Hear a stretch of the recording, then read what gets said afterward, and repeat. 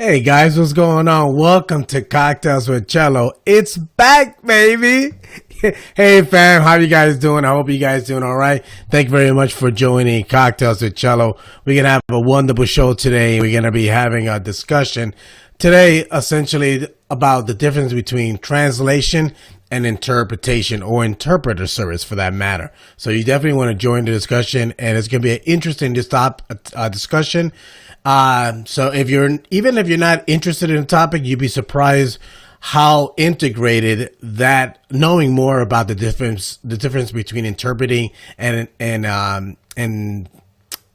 interpreters and also transcription, the difference between those services. So you're definitely going to enjoy the conversation. So let me know what part of the world you guys are watching us from. If you're watching me from Atlanta, Georgia, New York City, and you guys know my favorite part, which is called Bangladesh. So let me know. Also, if you're watching a live, let me know and click on the link. Let me know. Oh, no, you're already there. You can click on the link. Let me know if you're watching me live or watching a replay. Definitely want you guys to be involved in that as well. And be sure to share the stream with your friends and family about this discussion. If you manage to join the panel, definitely want you to share the live with your crew as well. And don't be shy. Click on the link and you can actually start joining in a conversation in the chat. That's where the meat and potatoes of the show is located. And then lastly, when you hear something that you like, show your expressions, click that reaction button. So definitely let us know as well. And as I said before, this is Cocktails with Chello episode 21. So there's 1, 2, there you go. See, I got it down packed. So thank you very much for joining us. Before we move forward, I want to let you know that all opinions are solely my own and do not express the opinions of the company that I work for. The reason why I say that is because I work for the second largest recycling and waste company in the nation. So if we haven't met before, hey, my name is Marcello Arcele. Thank you very much for joining us today. I provide recycling and waste services for a company right here in Metro Atlanta. So if you know someone that needs my help, have them give me a call at 678-683-9136, or just have them reach out to me here on LinkedIn. So thank you very much. Before we move forward, I definitely want to let you know that our show is being brought to you by Restream. That's Restream.io. Definitely be sure to follow them on Twitter. Now, I wouldn't be able to do this without Restream. I'll let you know, it's so easy. You can connect to over 30 live streaming platforms. Super easy. So you have a free platform, but if you choose to increase your game, customize your setup, and even potentially go in directions like you can actually upload your logo like you see there, then you need to go the pro option. And if you do that, click on the link in the description and you'll get a credit towards signing up, and you show your support for Cocktails with Chello. So we appreciate that. Now, in the meantime, let me show you a brief video. It's about 15 seconds that gives you a description of how easy Restream is to use. So let me go to the videotape.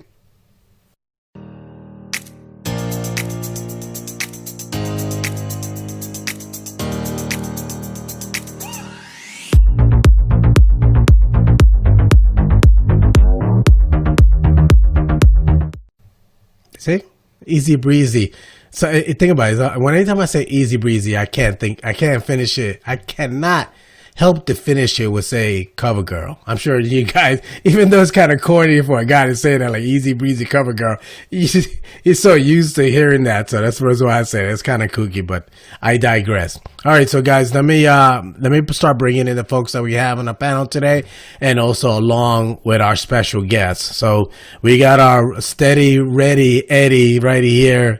Chris, the business concierge Rouse. What's going on? Children's going crazy. That's what's going on. welcome. Guys. We got the Love Doctor. Listen, he don't know what I'm going to call him from week to week, but today he's going to be Dr. Love. So we got Dr. Love in the house. Welcome, sir. Hey, hi Marshall. Hi Chris. Hey, thank you very much for joining us. I appreciate that. And we got a newbie from Cocktails with y'all. We're gonna take it easy on him, mind you. But he's already been on our stream before because we're talking about a new show that we're collaborating on. So we had the beta.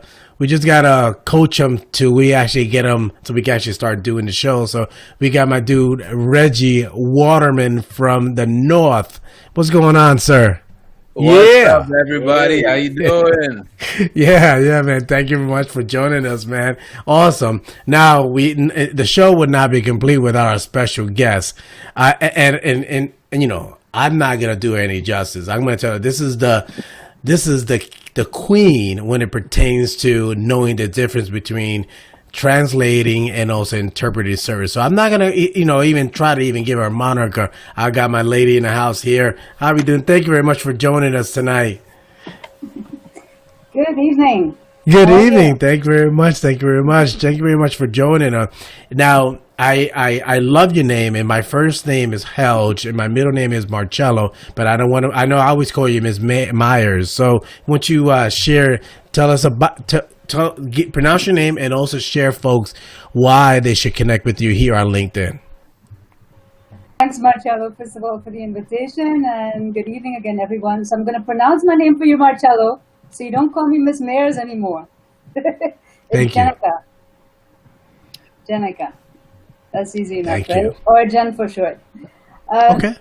Right, good. So, yeah, thanks again for the opportunity. And when we chatted before in preparing for this, I really feel passionate about explaining the difference between translation and interpreting, because often people, lump the two together and use the terms, just any which way. But there is actually a difference. So translators translate documents, basically, whether it's printed documents or audiovisual documents like presentations, or it could be even, films doing subtitling, for example. That's translation work, where you're taking some sort of text input and you're rendering it into a different language, but you're giving your output as text. Whereas interpreting, it's the art that's practiced by interpreters, and it's verbal, it's vocal.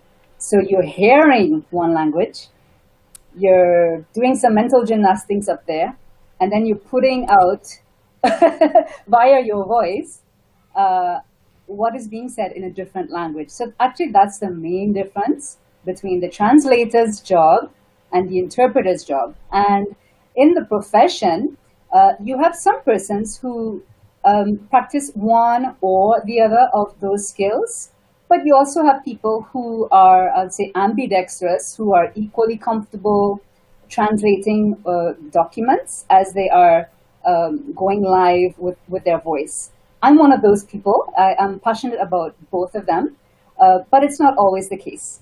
Notwithstanding, these are two distinct fields. Yes, they both deal with languages and foreign languages, but it's practiced differently, to sum it up.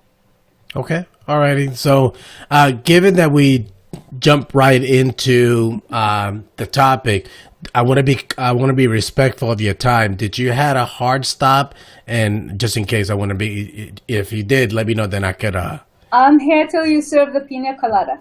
Okay, there you go. So perfect. I like that. So now talking about drinks, it doesn't make a difference what you drink. You could be drinking water or anything. I'll let you know what I'm drinking today. I'm drinking this thing called Uncle Mayers or Uncle Gennike's Nearest. from Barbados. Yeah. So this is what I'm drinking. This is I'm an tuning in original from Barbados. whiskey, and the story goes that the person that made this was the gentleman that actually created the Jack Daniel recipe. So if anybody knows anything about whiskey, could definitely chime in the chat. So I see my dude Chris is drinking something. What is in your mug? Coffee. Okay. See, so you got the wrong show. This is not Coffee with Cello, but that's fine. Don't worry. What's going on, Dr. Love? What you drinking? Well, remember the first conversation, the first cocktails with Chello session I had? You You mentioned was drinking water then. Yeah, and you mentioned the best. So it's 5 a.m. over here. You mentioned the best morning drink, apple cider vinegar, and a splash of honey with it.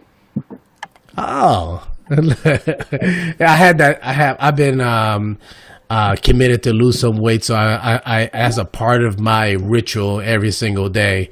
So then in the evening, I throw it all out the window and drink whiskey. So you see, I'm going in the right direction. So Perfect. so Reggie, what you drinking in your world?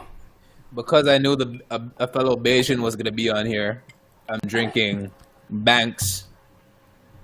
Banks beer. Can I just stick in here, Reggie? I'm tuning in from Barbados, but I'm from Trinidad and Tobago. So let me get myself a carrot. See, now you got the islands all mixed up. Everyone's confused. I'm confused. It's a Caribbean family. Barbados. So because you're from Trinidad, then I gotta say Carib. Then I'm drinking Carib. It's okay. You can drink your Banks. It's all right. It's one big happy family. No problem. Cool. I love it. I love it. Now, before we get into the discussion, I'm curious to know if anybody has some insight of translation. And mind you, I know that we also have Dr. Love, and we typically start the show with Dr. Love, so we'll have an opportunity to have him share his insights of his weekly show. But before we get into that, I'm curious to know if anyone has any insights or any experience with translation or interpreting services, or if you ever been in a scenario that you say, hey, can you translate Trinidad and Tobago for me? I wasn't sure, so let me know. I once had to count change in French. You did? Yep, that was about it. I once had to count change in French. She was from What about Canada you, and Reggie? couldn't count American money. What about you, Reggie? No. Anything? In terms of translation, I get lost in translation a lot of times, but everything is a matter of interpretation. But yeah, that's the way I put it. Well said. Now, the only thing that stands out for me is this is the craziest thing. So I'm at a customer site a couple of days ago. Yeah, it was Tuesday. And this is a new ramen shop that is opening up here in Metro Atlanta, more specifically in Kennesaw, Georgia. So I walk in. No, I'm actually hanging out in the wing, and I visited this location several times. And every time I visit, no one's there. But I know that they're going to be opening up because a little birdie went like this in my ear. So that's why I visit occasionally so I can meet with the decision maker. So I'm hanging out, and guess what? They open the door, and I'm like, oh, okay. This guy has a Hermes belt. He must be the decision maker. All right, let me pull up to this dude. I start talking to him, and he looks at me like, huh? I asked him, do you speak Chinese, Japanese, Korean? What language do you speak? He said, oh, Chinese. I pull out my cell phone. I went to Google Translate. I said what I wanted to say in English and pushed the button, and I held up the phone. The guy understood everything I obviously because I translated it for him. However, next thing you know, once he warmed up to me, then he started talking to me in his broken English. So it was then we understood ourselves. I didn't need to use my phone anymore. But it was interesting. He never met me, and he was going to use his inability to speak English well as a way to stay away. But I'm like, oh, no, buddy. We're going to talk. And you're like, oh, okay, yeah, I actually do need your help. So, yeah. So now, Dr. Love, have you ever experienced a scenario that you have to translate something or interpret something for someone? Well, I come from India, a country with over 19,000 languages. Mm-hmm. So, yeah, and since I recently moved to a new region, like halfway across the country, so yes, it was an interesting experience. See, I'm bilingual. I know 2 languages, which I almost natively speak.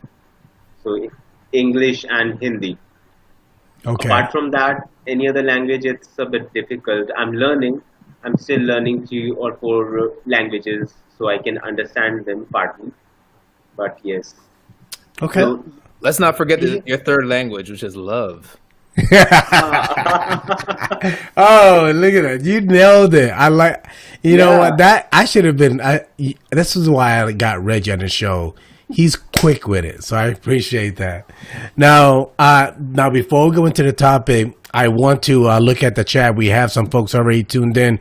We got my dude named Martin. He's supposed to be joining the chat, but something came up, either an interpreter or a translation gig, something like that. Or maybe he got nervous once he realized that Jen was going to be on the panel today. So he's like, nah, I'm not going to mess with that. And let's see what else we got. My girl Roslyn is in the house. Thank you very much for joining us today. Again, my guy Martin giving the claps, not the singular, but the multiples. So let's see here. What else we got joining in? We got my dude, Dr. Love. He's giving some loves, and that wraps up the discussion. Now, we also, Dr. Love put a link to his podcast, so be sure to subscribe and tune into his show. Now, before you go into your topic, Dr. Love, what was this week's show about? well, earlier I plan on bringing out the topic of how globalization and internet is impacting relationships. But recently, there's one more topic that I'm, growing curious about.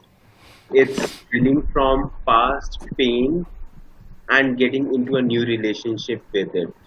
So, can I take a quick vote from you guys on which one to choose this in this show? So I would think that past pain will be one that I vote for. What would you guys vote for, guys? I agree with you. Past pain for sure. Okay. And what about you? Past pain? Okay. It's unanimous. So past pains it is, Dr. Love. Go right ahead. Past pain. So it's a situation when you got hurt from your past relationship, the guy or the girl, and now you are with a guy or a girl. So, from my perspective, let's assume I had a bad relationship, I got hurt. Now I'm scared it might repeat. You found a girl, I found a girl out there, alright? She also got hurt from her ex, and now we both are together. We both like each other. What's going on? We both we both are attracted towards each other, but no, what if he does the same thing, or what if she does the same thing, leave me hurting? The best way to do, talk about it. It takes a lot of courage. It takes a lot of courage, bringing out your insecurities. But Yeah, I guess what you're saying that sometimes being vulnerable, regardless if it's professional or personal, it takes a lot of courage. And I agree. I think about like what we're doing right now. This takes a lot of courage. And I say that because, mind you, it might seem like it's easy for me, but I've been speaking to random individuals on a daily basis for over 25 years. So it comes a little bit easy for me because I have no problem with someone telling me, get out of my face. Goodbye. Get out of here. Get out of here. You chump, you punk. Get out of here. I don't mind being shut down. It's okay. It is what it is. But what it is that when you connect with someone on a personal or professional level, that just warms my heart. I love it. I love it because at the end of the day, I want to help. So now, what can you explain a little bit more your point of view about past pains and what's your recommendation on the topic? Yeah. So past. So the first thing you have to understand is why that pain exists, because it was somewhere deep and you guarded it. All right. So since you guarded it, you could not let it heal. Now, when you are with this person, you are feeling so attracted towards, you feel that this can be something really good. Share your insecurities. You know what will happen? There are two things that can happen. Either they'll accept it or they will not. It's binary. Either they will accept it or they will not. And you know it. So if they accept it, you know that they accept you and they probably will not do it to you. If they don't accept it, you got saved early. Good luck. Mm-hmm. Now, yeah, and the thing about healing, just as you mentioned, Marshall, when you warm up with someone, you lower your guard. So what happened in your sales process is you got so used to getting shunned by some clients that, okay, it's nothing new. But when you are with someone in, where your emotions are involved, where you are close to a level that you can, let's say, communicate through gaze itself, communicate through eyes. And when that person hurts you, it damages, it takes away a part of you. Well, let me ask you this now. Do you have, you already focus on the sad part, obviously. Now, I'm kind of corny. I like a Hollywood ending, and I like, when you feel so good and happy that it just birds start just chirping all around, and you're just like, oh, you start feeling so good. So what's the positive of past pains? Like, how can we focus on how to use that experience of past pains to ensure we have happiness in the future? With that, or butterflies, not. I stand corrected, Mr. Chris Rouse. Go ahead, continue, Dr. Love. Yeah. So the way I see pain and hurt is, it's my philosophy that, when someone hurts you, it's not that person hurting you. It's that person exposing your vulnerability. That this is where you are vulnerable at, and this is where you can get hurt at. So with time, when you heal that vulnerability, you build yourself towards happiness. Next time you won't get hurt, you won't get the pain, because you have healed that vulnerability. It's something you see in testing or cyber penetration commonly. Oh, yeah, because they use social engineering. Yeah, it's a vulnerability. Humans, when you fix vulnerabilities, it gets more secure. It gets a happier place to be. You feel secure. And when you feel secure in yourself, that is when you will be happy, because you do not fear anything. Like, you get the part, security and fear. So either you are secure or you are afraid. You see what Martin said? He says that he don't want a Hollywood ending. He wants a Bollywood ending. This guy is a fool. He's saying that. I can't take it. Martin, stop BSing in the comments once you join the panel. Hey, yeah, Bollywood is Hollywood of India. Yeah, exactly. And look what Rosalind said. Rosalind gave some good advice. And mind you, Rosalind, do me a huge favor. Put a link to what you're promoting. I know you was on Linked Lunch earlier today. This is Linked Lunch After Dark, essentially, because this is originally was a networking event. So please feel free to post a link to the post and also a link to what you're promoting. And everyone that's watching this live, please put a link to what you're promoting. This is an opportunity to network and connect with other people. So now let's take a look here. So now on a wrap up note, let me ask you this, Dr. Love, what is next week's topic that you're thinking about tackling on your podcast? So there are two topics now. The one which I planned for this week impact of social media and internet on relationships. And then there's the topic of how to allow yourself to be vulnerable. Oh, that's a loaded question right there. Because I don't know how, I mean, either you do or you don't. And then if you had past pains, then you're going to hold back and you're going to be guarded. So that's going to be pretty challenging. So I'm definitely looking forward to learning your insights and what you're going to share on that topic. Because regardless if you had past pains or not, vulnerability is a key factor for growth, personally and professionally, because you have to let people in. That's the only way that you could grow. Or better yet, think about this, right? You're thinking, okay, vulnerability, you're talking about being, you're talking about personally and like relationships. But no, being vulnerable, you can still do that with your colleagues at work. Because when someone offers their advice, you have to be vulnerable to allow to accept that advice and to collaborate. But if you don't allow yourself to be vulnerable, you're going to be guarded and you're not accept constructive criticism.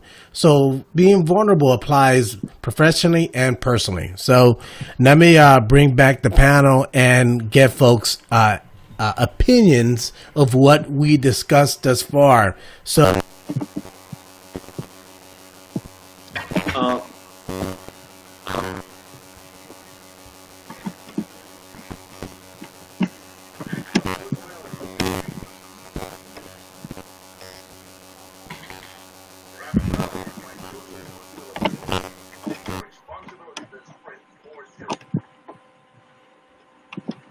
Is everything okay? Anybody?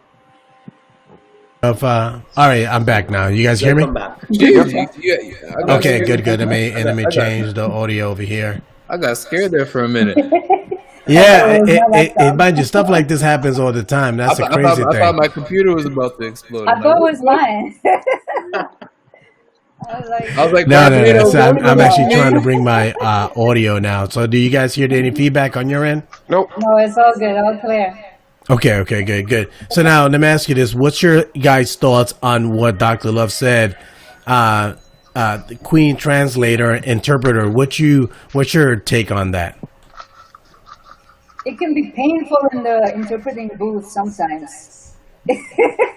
Mm-hmm. But I appreciate what you say, Dr. Love. And Rosalind made a comment earlier about either releasing it or reframing it. And Yep. I want to agree with you on that. I mean, I've had my fair share of pain, personally and professionally. But it does help to reframe things. And, you take the lesson from the pain. And as you said about being vulnerable, whether it's in that personal relationship or with colleagues. And I can tell you, I was joking earlier about having pain in the booth. There is a synergy that should take place, or that you hope takes place with your, what we call the booth buddy, or your concubine or concubin, because you're working physically very closely in the interpreting booth together, and you are reliant on each other. It's like a relay that you're running together. So, from a professional perspective, it's really important that you hit it off with the person you're working with. And sometimes it doesn't go that way. But in the middle of a conference, you have people tuning and listening to you. You have to deliver, and you can't really focus on the pain that you're feeling in the booth with the person next to you. So you got to reframe, release whatever pain it is, deliver it to the clients who are depending on you to know what's going on in the conference. And then when it's all over, then you can take it outside of the booth and maybe address it with your colleague, especially if there's a day 2 of the conference. You have to find some kind of solution, workable solution, to go back in the booth with that same person who's been annoying you for the last however many hours. I have to say, though, this has rarely happened to me. But I do know of examples where it has happened, and it can be very painful. So I receive what you said, Dr. Love. It applies in the personal relationships, but just as well in the professional relationships too. That's awesome. Thank you. Well, Reggie, what's your thoughts of what Dr. Love shared with us today? I loved it. I love this topic because at the end of the day, there's so much pain that everyone goes through in life. There's trauma.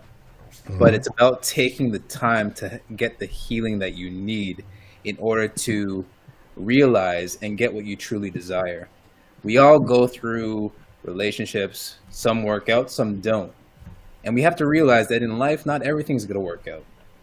But when it comes to that redirection, as opposed, like when it comes to a failed relationship, you have to get the healing in order to move on and move forward, right? So going back to Rosalind's point about feel the pain, release it, or reframe it. Once you hone in on that pain, you identify it, and then you release it, you're now going to be starting to fill your cup with that energy that is going to allow you to attract that person that is really for you, especially when it comes to relationships. It's all about the vibrations. If you're operating at a low vibration, you can't attract that person that is really going to complement your livelihood. And that's where I feel that people really need to take the time before they're going to start to, engage in a new relationship. Get the healing, take the time, really identify, those hurts so that you can be prepared to receive the person that you're truly destined to be with. Wow. Dr. Love, I think that you got your next guest. I mean, he framed it up pretty good. Now, the business concierge, I'm curious to know, this guy, if anybody got love in his house, it's him. So much love that he had to turn down the monitor to show some love to his children. Like, you better sit your butt down, okay? So, share some love. What's your thought of what Dr. Love said, Chris? I think what Dr. Love said is it's right on point.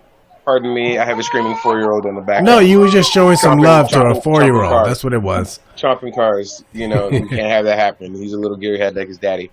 But it boils down to, you got to love yourself before you love somebody else.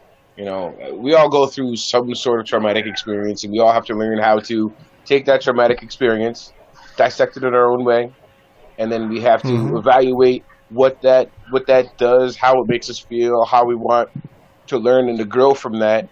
So once you can learn and you can grow, and to that same exact point that everybody else has made, then you can re-heal.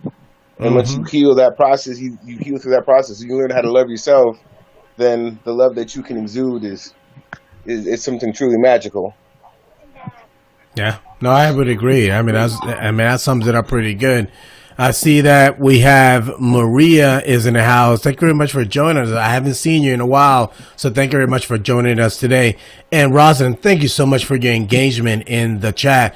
It really gets everyone going, so I can't thank you enough. Thank you for your engagement in the chat, so I appreciate that. She it's the greatest love of all. I'm sure you guys know exactly who's the singer and the song. So thank you very much for sharing. I love it. That's awesome. Now, before we go into the topic of today's show, did anyone have something else to share, either on topic or off topic? Yeah, there was one question I was thinking. Go ahead. Why do you think the people who got hurt in love are usually the ones taking extreme decisions? It could be extreme growth, or it could be extreme destruction. But they are the ones who take extreme decisions more often than others. I hope you guys have observed this as well. What do you think is the reason? Well, let me ask you this. Give me you piqued my interest, but do me one favor. Lead us down the path of what you're meaning or what you're talking about. Can you give us a third-party story or an example so we could probably relate to what you're wanting to know from us? Okay. So this is a common observation over here, that a teenager who gets hurt in a relationship, who gets cheated on or in other ways gets hurt, dumped, what they do is they focus themselves on studies to an extent that they crack one of the most difficult exams in the country. Something as competitive as MIT in USA, or something even more at times. Then there are another group who go down the lane of drugs and alcohol and destroy their lives. But in both ends, it's extreme decisions, which a person usually will not take in either case. Saying, okay, if I'm saying, you're talking about if anyone has experience either witnessing someone or have any family members that was addicted to anything for that matter. So it could be drugs or it could be bad. If I put it this way, someone who got hurt is now someone who got hurt in love is now looking for a solution out. Who is looking for a relief from their pain, running after either success, working, killing themselves through work, or getting in addictions, killing themselves through drugs. Why do you think is that? I guess, and I'm going to reframe what you're asking me. So what you're asking is that an addictive personality, if I guess you're asking our opinion or insights of either if we knew someone or we experience a scenario that the individual exhibited addictive personality so much so that it was detrimental for their personal or professional life. Is that what you're asking? That is one part of it. It's actually some people who got affected or hurt in love. So people get hurt in love. What they do is they wash it off, or give it some time so it goes off. Then there are some people who just cannot let it go, who were so involved in that love or in that person or in that feeling that it essentially became the part of their being. Well, I feel bad for that person because if they can't let it go, I mean, it's sad to say that person is going to live alone for the rest of their life. So let me bring on everybody else because I'm concerned to see what everyone else had to say. So I long really and think short it of it, and I stems paraphrase. Go ahead. Go ahead, Reggie. Okay, Reggie decided to leave, and now I got a late entry. We got Coach Erica is in the house, aka Coach Love. So I got Dr. Love, and then we got Coach Love. So awesome. Thank you very much for joining us. My microphone, so I don't know if you can hear me. So we can hear you just fine. Minute. No, we hear you just fine. Thank you. You can hear me? We hear you just fine. Yes. Okay. Great. Reggie, you were saying something before you got disconnected. So, I'm interpreting Dr. Love's question here. And what I want to say is I think it really stems from childhood. In all of us, even at this stage in our lives, there's this inner child, right? And that inner child has experienced trauma. It's experienced good times, right? But if we haven't done the work to take care and really heal that inner child, it then manifests into our adult life, right? And the experiences that we've also encountered in the childhood, whether or not you come from a two-parent household or a single-parent household, that also has an impact on which path we take. And the lessons that we've learned, whether it be from, two parents in the household or a single mother. So I think, and it goes back to doing the work and getting the healing that you need. If we don't take a look at ourselves, we will never, ever, ever make the right decisions or come into our purpose, because we haven't just dealt with all that baggage. And many of us have encountered that, right? Yeah, and many of us is probably still dealing with it personally. Yeah, good point. Good point. I appreciate that, Reggie.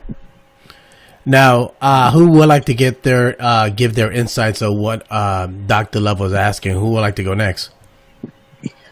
Well, I'd like to address what Reggie just said about our childhood trauma. It's not just our childhood trauma, even though that is where we should start, and that's where we should look for answers, particularly if we can't figure out why we're behaving a certain way. But the reality is we have to have an ongoing filter to remove all the gunk that we just gather throughout our day. Throughout everyday life, we experience slights and hurts and frustrations. And if we don't learn how to filter those out and how to reframe those so that they become nurturing to us, or we just get rid of them altogether, we unfortunately take those out on the people that matter to us most. And that makes us hard and brittle. It makes us hard-hearted. And that's where all the lack of love comes from.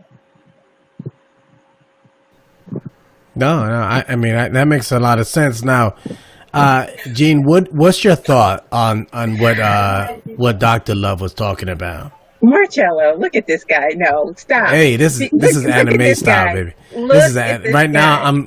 I'm just and I'm literally animating myself right now. So I just wanted to take a little moment. But let's get serious. I want to see what Gene had to say about what if you have an insight. If you don't, that's fine. Yeah, I actually wanted to react to the question about addiction earlier, because it can go either way, and from personal experience, and again, coming back to Rosalind, I'm going to be quoting you, Rosalind.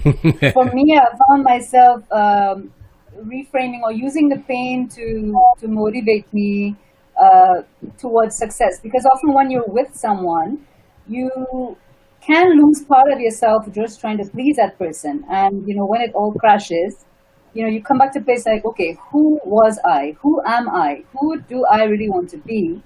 And for me, what I found useful is to really rechannel the pain or the lesson learned from the pain, reframe, and use that to push me forward into whatever goals, I've set for myself that I might have left at the side of the road because of the person that I was with. So I can identify with it. I wouldn't necessarily call myself an addict, like I'm not addicted to success or addicted to diplomas or whatever have you, or addicted to money. But I find a certain passion coming from the pain, because you know what you've learned, you know what you've been through, and you can turn it around and really use that to drive you. So that has been my personal experience. No, I like that. And going back to Rosalind, she keeps dropping some knowledgeable bombs. So this is what she's saying. So many of us numb pain.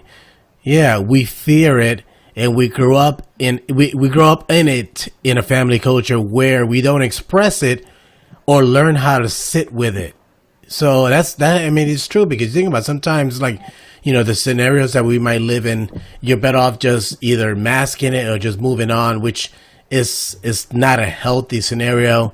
And I must say that I've experienced some of that in my personal life, and definitely has impacted how I interact and how my relationships have been in the past. So I could definitely relate to that.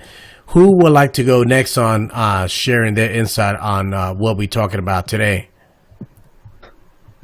I heard something about addiction, Marcello, and what was that? Can you repeat that specific part of the question? Well, I guess what Dr. Love was talking about, the scenario of, it's being so addictive. It's almost like, I'm actually set it up this way. When you hear individuals say, well, even though he is no good, or he doesn't do what he needs to do, he still loves me. Or the other way around, she, even though she does XYZ PDQ, I know she loves me. So, but you're addicted to that kind of behavior, or better yet, just lifestyle? Okay. All right. So I'm going to give you the short-winded answer because my short-winded. That's a good one. I like that. My long-winded answer goes back to I don't know, probably the first or second time I was on Cocktails with Chello, and we went into me and my own personal demons and my own struggles with addiction. So the short-winded answer is love knows no bounds, is what we're all taught. So it doesn't matter who you are, what part of the world you're from. Love is supposed to know no bounds, and then you learn the thing that they say that love is nothing but a number, and we learn that that's true, and then we put limitations on it, but those limitations are okay because there are parts of exploratory discoveries that just should never be explored because exploitation is bad, and it turns into I forget the term for it, but you see it most commonly in physically or mentally abusive relationships, because that is what they know to be their safe zone, right? So so something bad literally turns into the thing that they seek out because that's all they know, and they know that they're comfortable in that place, even though they may physically fear being hit or tortured, or they may be verbally abused all day long. They think that comes from a place of love because that's what was taught to them, right? That's what they were forced to learn. So instead of internalizing that and knowing that it's wrong, they realize that, or they have the presumption that that is the right thing to do, and that is what they deserve for whatever reason it could be. I got enough in 6th grade, so now I deserve to be beat on for the rest of my life, simply because that one shortcoming became the antithesis of my life. No, I mean, that definitely puts it in perspective. So I appreciate that. Let me see. We bring everyone else on the panel, and now Coach Erica and Martin, if you get a chance, just lower your camera just a little bit so we don't see too much of the. Yeah, Martin's in the house. Yeah, what's going on? Now, let me ask you this now, before we transition into our second sponsor and then we go into the main topic. Did you guys have something else to add or anything either on or off topic? One thing that I wanted to add, which we didn't talk about. So I'm a spiritual person. Okay. Now, I say God, others may say the source, the universe, whatever you believe in, that's all okay. But I think on top of the healing, it's making sure that we have a source that really truly guides us. And that source has to come first. And that once you're open to it, you have the healing. Because back to Dr. Love's question about, well, I may suffer, like somebody else may suffer from an addictive type of personality. We have to remember, and that goes back to childhood too, that person's parents, that DNA is in that other individual. It gets transferred. There's that exchange that happens that we forget, that we realize and we inherit, right? As kids growing up, and then into adulthood, it starts to compound because of all the other experiences that we deal with. So there's a lot. So you really and truly have to like dig out of it. Just keep on emptying the bucket, right? So, but God brings you back to that center. And if you can start to build up your mindset, but it all comes in accordance with who's in your circle too. Who are you interacting with? Because there's also that level of influence that would have an impact on which direction you're going. And mind you, they always say that you're the sum of the 5 closest people to you, or something to that effect. And I believe strongly about that. As much as that you might love Karen or Pookie or Mr. Patel, whichever, take your pick. The fact is, you have to determine, do they align with your personal and professional goals? And if they do, great. If they don't, you need to do a personal assessment to see if that is the direction that you want to go. And, you know, so those are the things, and mind you, that applies even personally. Think about, you know, if you're with someone and you see that they're not really contributing to your soul and helping, you know, want to live a better life, then you may want to make an assessment of your personal situation and determine what's the best next steps. Yeah. What was that? Like you said, contributing to your soul. You know, is that how powerful that meaning is? What you just said. Mm-hmm. Take into account. Because that's why I said that, because ultimately it's what drives us. You think about that feeling, the inner being. Ultimately, you know, that goes hand in hand with mindset. You have to have something there to be able to actually have the grit to move forward. So, no, I agree. Now, I want to now give it what my dude contributed just now, because he contributed some good stuff there. Reggie did. I mean, I tell you, Reggie, you need to join us more often. You're awesome. You know, this Chris Rouse guy, that guy, he's just he ain't doing anything. But let me ask you, what just awesome, man. Yeah, I know I'm messing with Chris. Chris is my main man from another mother. So given what Reggie just shared, anyone want to piggyback on that before we move on to our second sponsor? Yeah, if I can jump in here and sure, please do. Put it another way, again from a spiritual perspective. You know, you talk about generational curses, and yes, there's a DNA that's passed on in the body, and there's a memory there. But I think it comes back to the fact that you need to take stock of who you are first. Again, I'm quoting Rosalind again. Take stock of who you are, recognize where you are, and then which way you want to move forward. Again, guidance, spiritual guidance from whoever it is, your God, your source. Of, okay, what's the next step? And there's a Les Brown. Not Les Brown, not the name, just skip me. But it says, you know, like faith it's taking the first step when you don't see the staircase. You don't see the whole staircase. So for me, it ties in with faith as well. That sense of self-love, knowing that you are fashioned by a God who is, you know, Almighty Creator, and that you can be anything, anyone that you want to be. But then, who are you really meant to be? You know, and I think that's ultimately life and love. It's fulfilling the purpose that you were created for, and finding a path to do that. So, just piggybacking there on Reggie and Rosalind again. Yeah, and I'm watching Rosalind's comments. Rosalind, shame on you.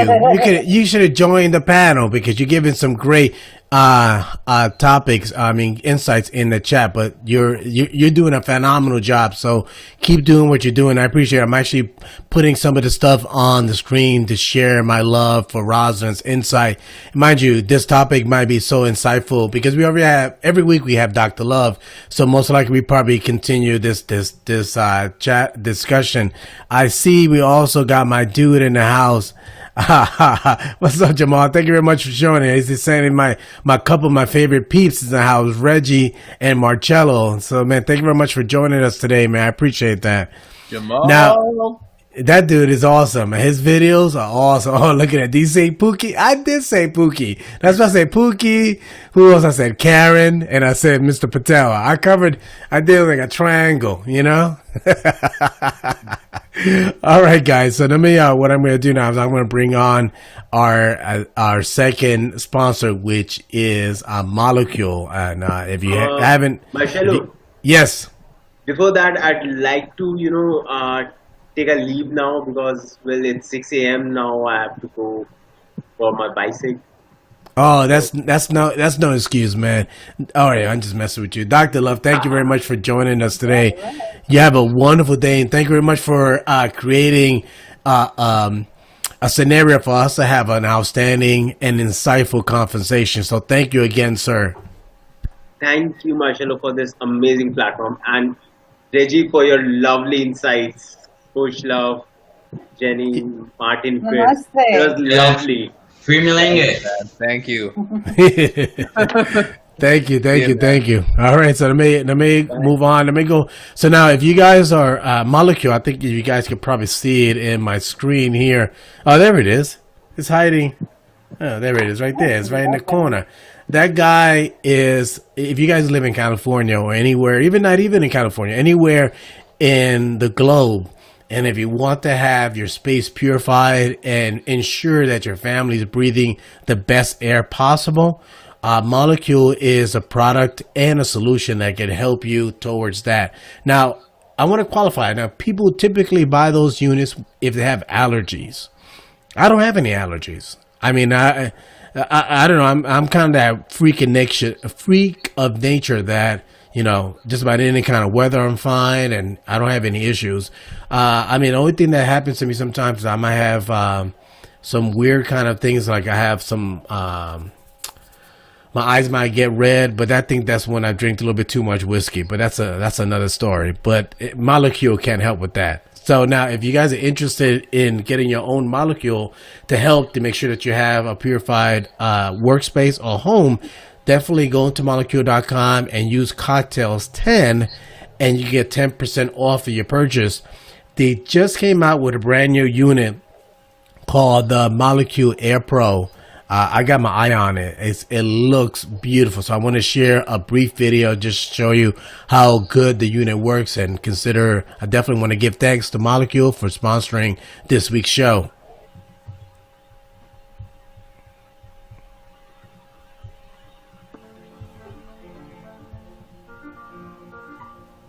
Introducing Molekule Air Pro, engineered for professional spaces. Designed to fit the home. As the world changes, Molekule continues working toward a future filled with cleaner air. Our scientists, engineers, and designers have spent over 2 years developing AirPro to meet and exceed the demands of commercial environments. Now, with the heightened worldwide need for better air quality, AirPro has arrived, both for business and the home. With triple the airflow and particle sensing of Molekule's breakthrough consumer devices, AirPro is designed to auto-adjust to dirty air and protect living areas and workspaces up to 1,000 square feet with Molekule's patented Pico technology. As air flows through the device, large particles are captured, while the light-activated Pico filter destroys pollutants, breaking down viruses, bacteria, chemicals, and mold at a molecular level, adding a layer of protection to your space. Day or night. And through test after test, AirPro has demonstrated its ability to effectively clean the air where it matters most. Molekule Air Pro, professional grade purification. Available for the home. I mean, this is an awesome device. I enjoy it, love it, so definitely recommend anyone that needs to explore that for their home and their family to consider Molekule and use Cocktails 10 to get 10% off of your purchase. Now we have, I see that Rosalind's saying she definitely invite me next time, Chello. You're always invited, so I'll let everyone know that's watching this live.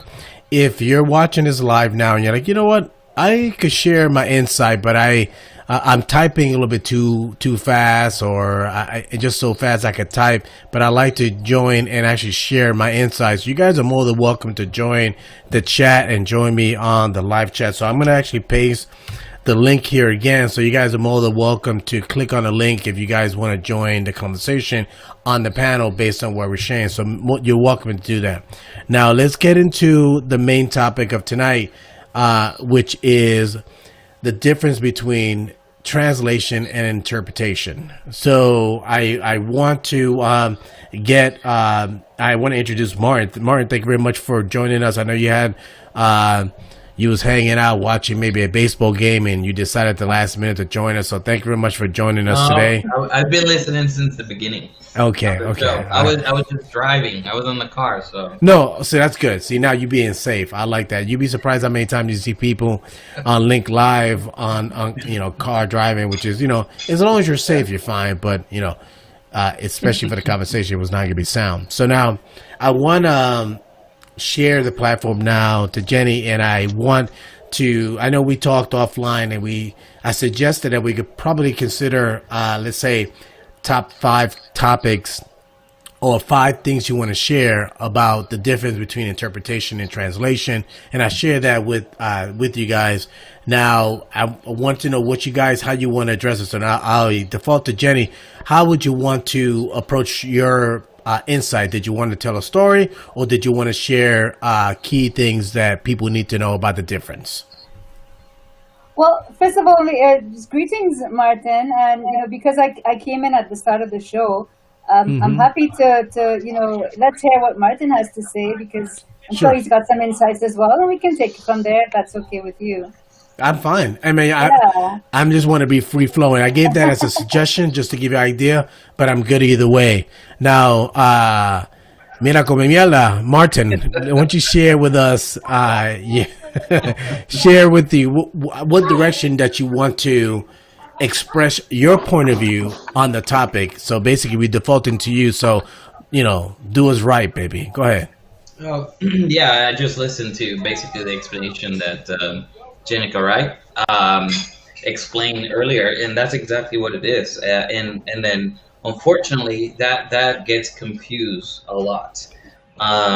Even sadly but true, even companies that offer interpretation services, they call themselves translators, which is not right. Because translation is like Gennike explained earlier today, is written documents when you're conveying, into another language.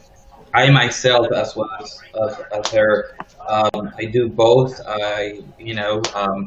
And that is very challenging. It's a whole different story, a whole different tools that you use for it.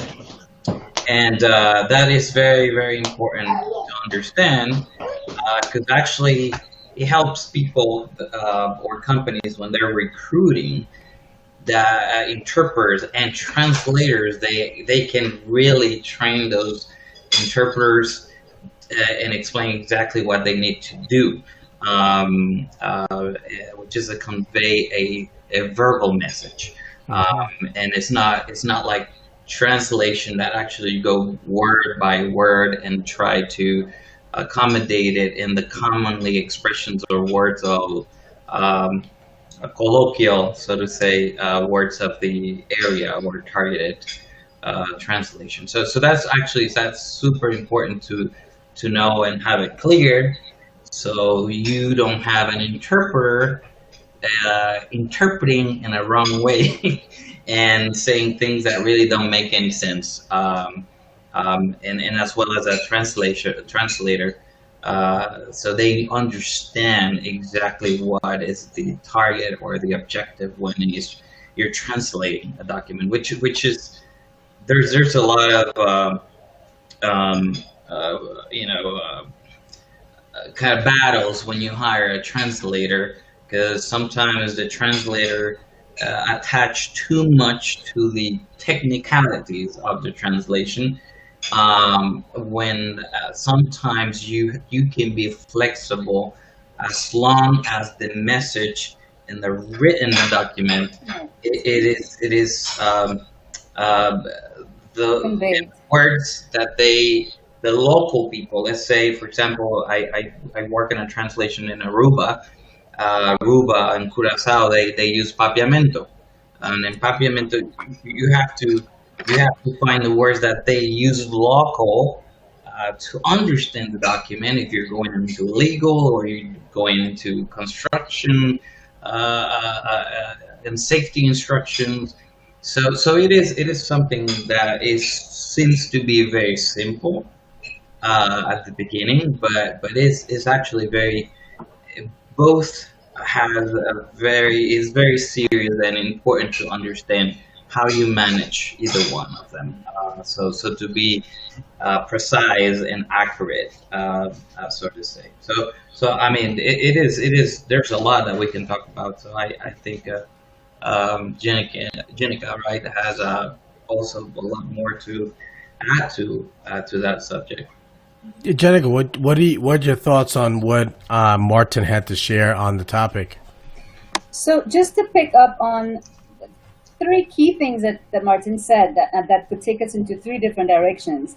The first thing is that there are tools available to help in both professions. But one of the questions I often get for translation of documents, because there is such a thing as Google Translate. So people ask, well, why can't I just use Google Translate? Or why does a human translation cost so much when I could just use Google Translate? It comes down to quality. And yes, artificial intelligence can be used and can assist in document translation, but it does help to have the nuances, as Martin was just talking about, having those nuances from the local culture that will make sure that your translation is understood in that particular market. So that's one thing that Martin touched on. The other thing, he was talking about translating word for word. Now that's another issue, both in the document translation, but also in interpreting, where both professions convey ideas. We convey meaning. It's not about translating every single word, because languages are structured so differently that you can have some flexibility, as Martin said, in conveying a meaning without getting into the, sticking to the word for word translation. There is some flexibility there, but that flexibility comes with a level of mastery, of course. The third thing you touched on, Martin, that I wanted to pick up on, again, is the notion of the localization. So, for example, the French in Quebec. Now, if a client asks me to do an English into French translation, first question I'm going to ask is, okay, who is the document targeting? What's your market? Are you targeting the Québécois, the French Canadians? Are you targeting the French West Indians? Are you targeting French metropolitans? Are you targeting Senegal? That's what I want to know first, because while the basic language structure is going to be the same, there are going to be these nuances and localizations. So it's important to have these conversations when you are negotiating with a client, to make sure that the end product that you're delivering is really on target to meet that market. And if there are several markets, then you want to make sure that you can localize the terminology to make sure that they are really speaking the language of their market.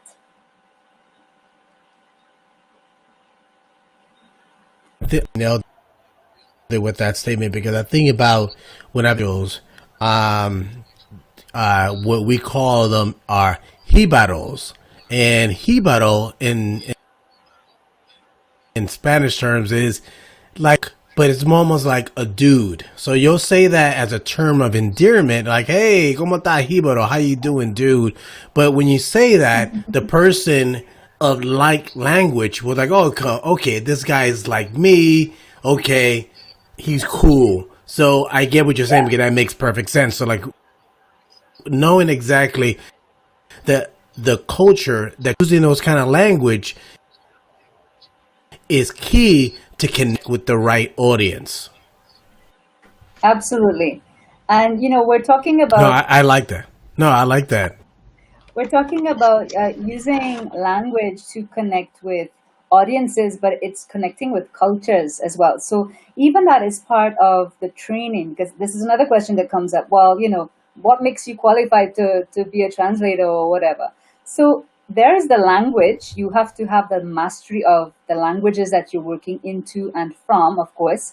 For example, my native tongue is English, but I learned French, and I've lived in French-speaking countries for over 10 years. So that's the language that I work into, but I have a level of mastery now that I can go either way.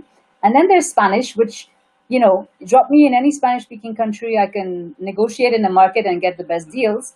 But if I'm in the interpreter's booth, I'm not going to have the same level of proficiency in Spanish. So I will not translate or interpret into Spanish, although I understand it very well. But I can interpret or translate from Spanish because I have that latent knowledge and I can go into my mother tongue. So that's another thing that people often don't quite understand. People assume that, okay, you speak a few languages, so you can just, jump into the interpreter's booth and, you open your mouth and something is going to come out and it's going to be intelligent. That's not necessarily the case. Yep, absolutely right. And something to to add about that, Marcello used that word jíbaro, and that is a good example because see the interpretation, the understanding of jíbaro that he has is more to the people from Puerto Rico that lives in the United States as a dude, like he said. But your target is a history document, or that's the total meaning. Jíbaro, it was referred as to the native country people back in the days in Puerto Rico, where the poor people, the country worker, like the farmers, those were the Jíbaros. So that's a great example that Marcello used, because that's exactly that. See, for him, it's like a dude, hey. But then, if you're going to refer to, like, let's say, on a conference talking about Puerto Rico history, then it's a whole different meaning and interpretation about it. So that's a great example, Marcello, that you use there. I'm glad because it's a very easy one that shows that what we're talking about here. So that's important. Yeah, thank you. I appreciate that. Marcello, if I can dovetail on that, as you said, Martin. Please. And this brings another question. When you have discussions with a client or potential client, one of the questions that I like to ask, of course, is, who are your participants? So if it is the case of a conference, a meeting or something, whether it's back in the day it was in person, now everything is online, you want to get a profile of who's your audience, who's going to be listening to you. Is it going to be, Puerto Ricanos, or is it going to be Cubanos? So that way you can prepare in advance and even mentally prepare for some of the speakers, because we know some of the Latinos speak much more quickly than others. So it does help the interpreter to prepare the vocabulary, the glossary. We may have mastery of the language, but you don't know everything. So it's important to know in advance, okay, who are the presenters who are actually going to be presenting, whether it's speeches or presentations, so that you can prepare for that in advance and know exactly who you're speaking to, your target audience, the persons who are going to be listening in, and depending on your voice for them to participate in the meeting. So that's another really important question you wanna ask. Yeah, that's a good point. All right, and now Reggie, did you, like Gennike said, did you want to dovetail into what we've been talking about on that topic? Yeah, you're like maybe you're like a flamingo. I'm not sure if you're much of a dove. I'm more like a flamingo. You got it. Yeah, or maybe even a peacock. You start flapping your feathers. Well, this is why I wore this T-shirt. No, you let me know if you have any insight on this. If not, then I'll go and bring I'll bring my reserve, Chris, the business concierge, Rouse. So you let me know what you like to say on that topic. No, there's a lot to unpack there. No, please go right ahead.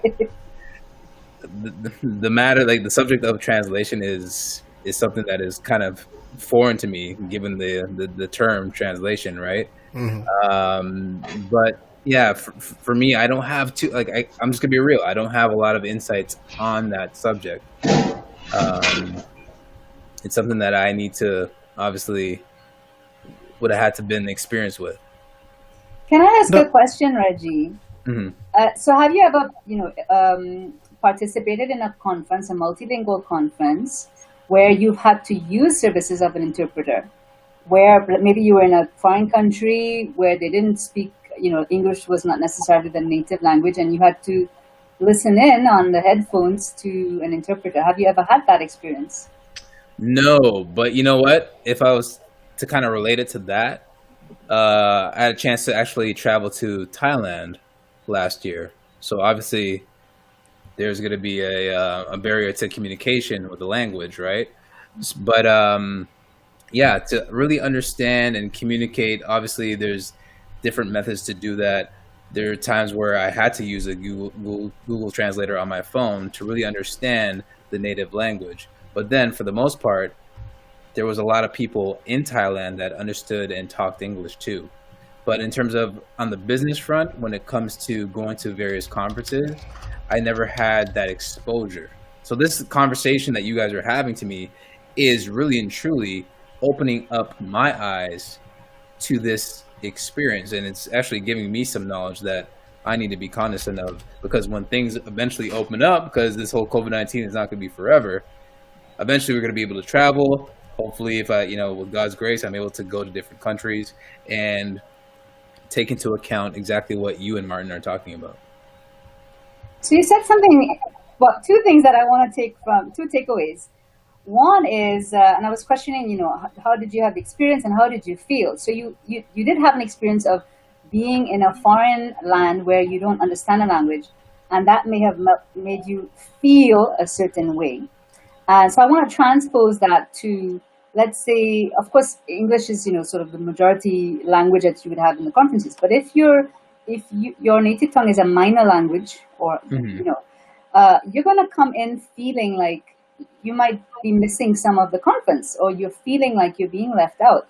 And so for me, when I sit in the booth as an interpreter, I really want to make sure that whoever is listening to me, whether it's one person in the entire room or 100 people, I want to make sure that they feel like they are, they have front row seats to what's happening on the floor, that they know, word for word exactly what's happening. And if there's a joke, somebody tells a joke, they need to be laughing at the same time as everybody else. They shouldn't be like 3 seconds behind in catching the joke. So that's one thing, the question of feeling part of what's happening. The other thing that you said about, when we get past COVID, we can travel again. Yes, we should be able to travel again. But what's exciting for me now as an interpreter is that before COVID happened, there were companies already developing apps that would facilitate remote interpreting. And so with COVID now, there has been like a fast track of different apps and services whereby interpreters can work from their home, wherever in the globe that they are, and still facilitate interpreting on all of these virtual meetings that are happening on Zoom, on Kudo, and different platforms that have been popping up. So for me, as a professional, I think it's really an exciting step forward in our circuit, that we no longer have to hop on a plane, fly miles away to go to a conference. Yes, it's it can be nice to discover a place, but I can tell you honestly, when you work in a meeting, you fly in before, you're in the meetings all day long. The night you're preparing for the next day, and you fly back out tired, and you've seen nothing but the interpreter's booth, the conference room, and maybe the restaurant and the washrooms.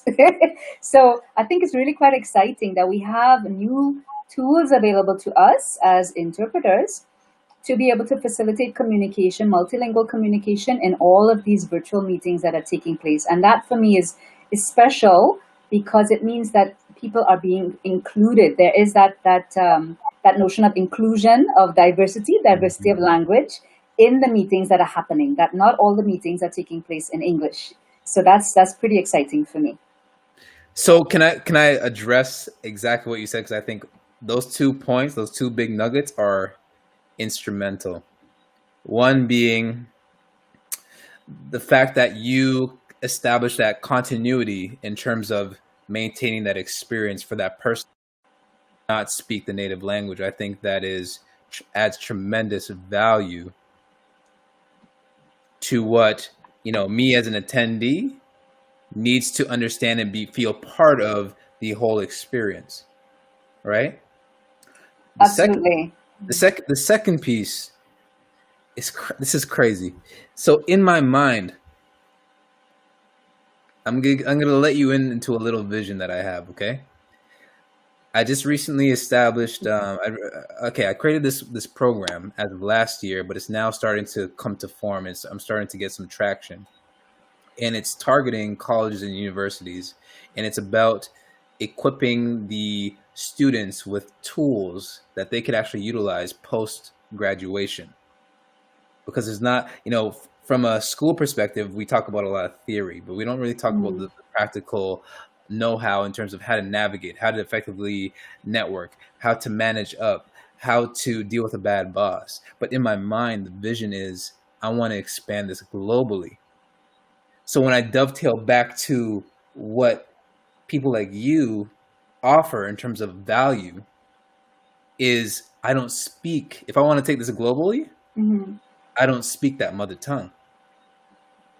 So it's like leveraging those services is so important, especially in this virtual space that we're in right now, so that it's an opportunity to leverage your services as an opportunity to springboard and actually deliver this message.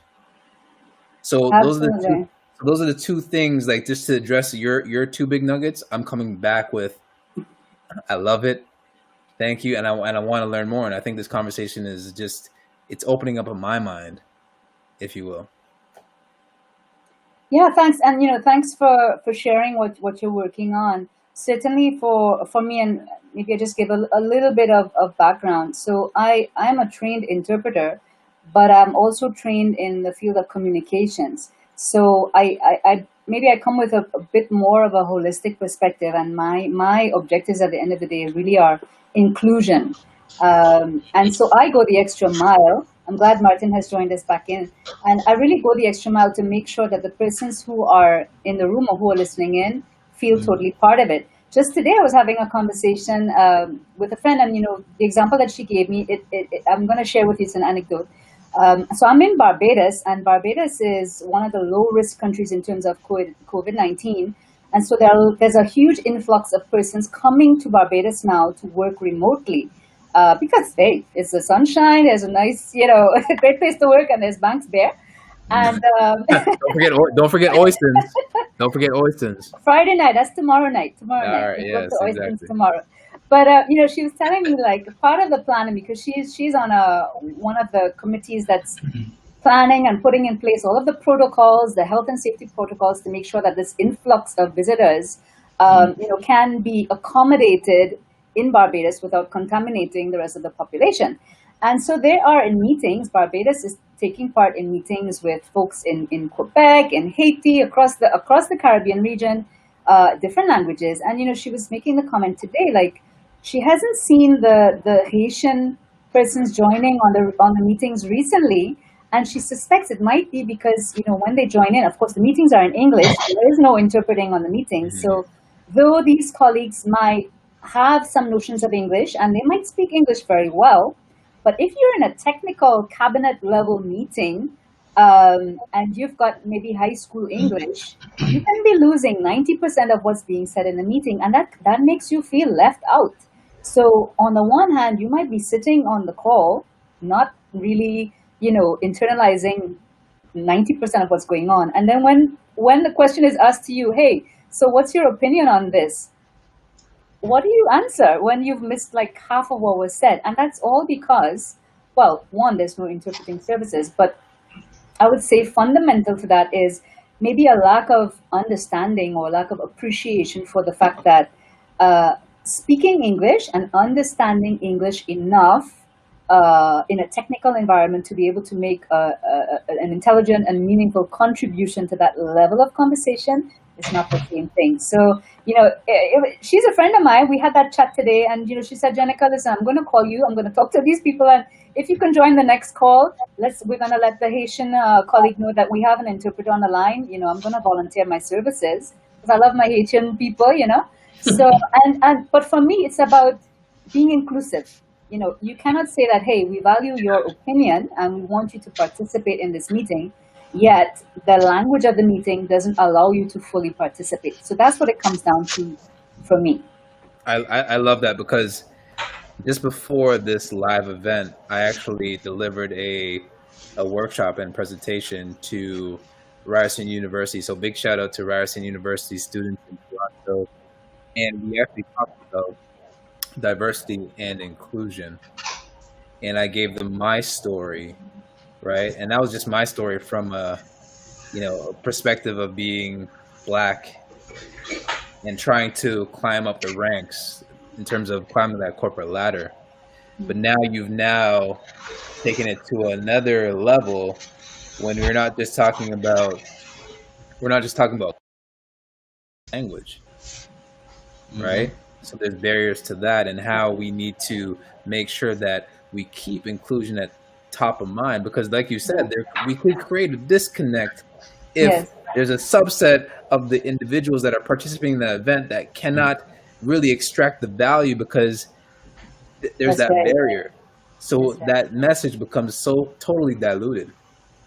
Yeah. Maria had a comment in the chat window there talking about sign language. So that's another specialty area, sign language interpreting. So often you'll see, especially for public service announcements, major announcements, most government information services would have either someone on staff who does sign language interpreting. I have a very good friend back in Trinidad who does that.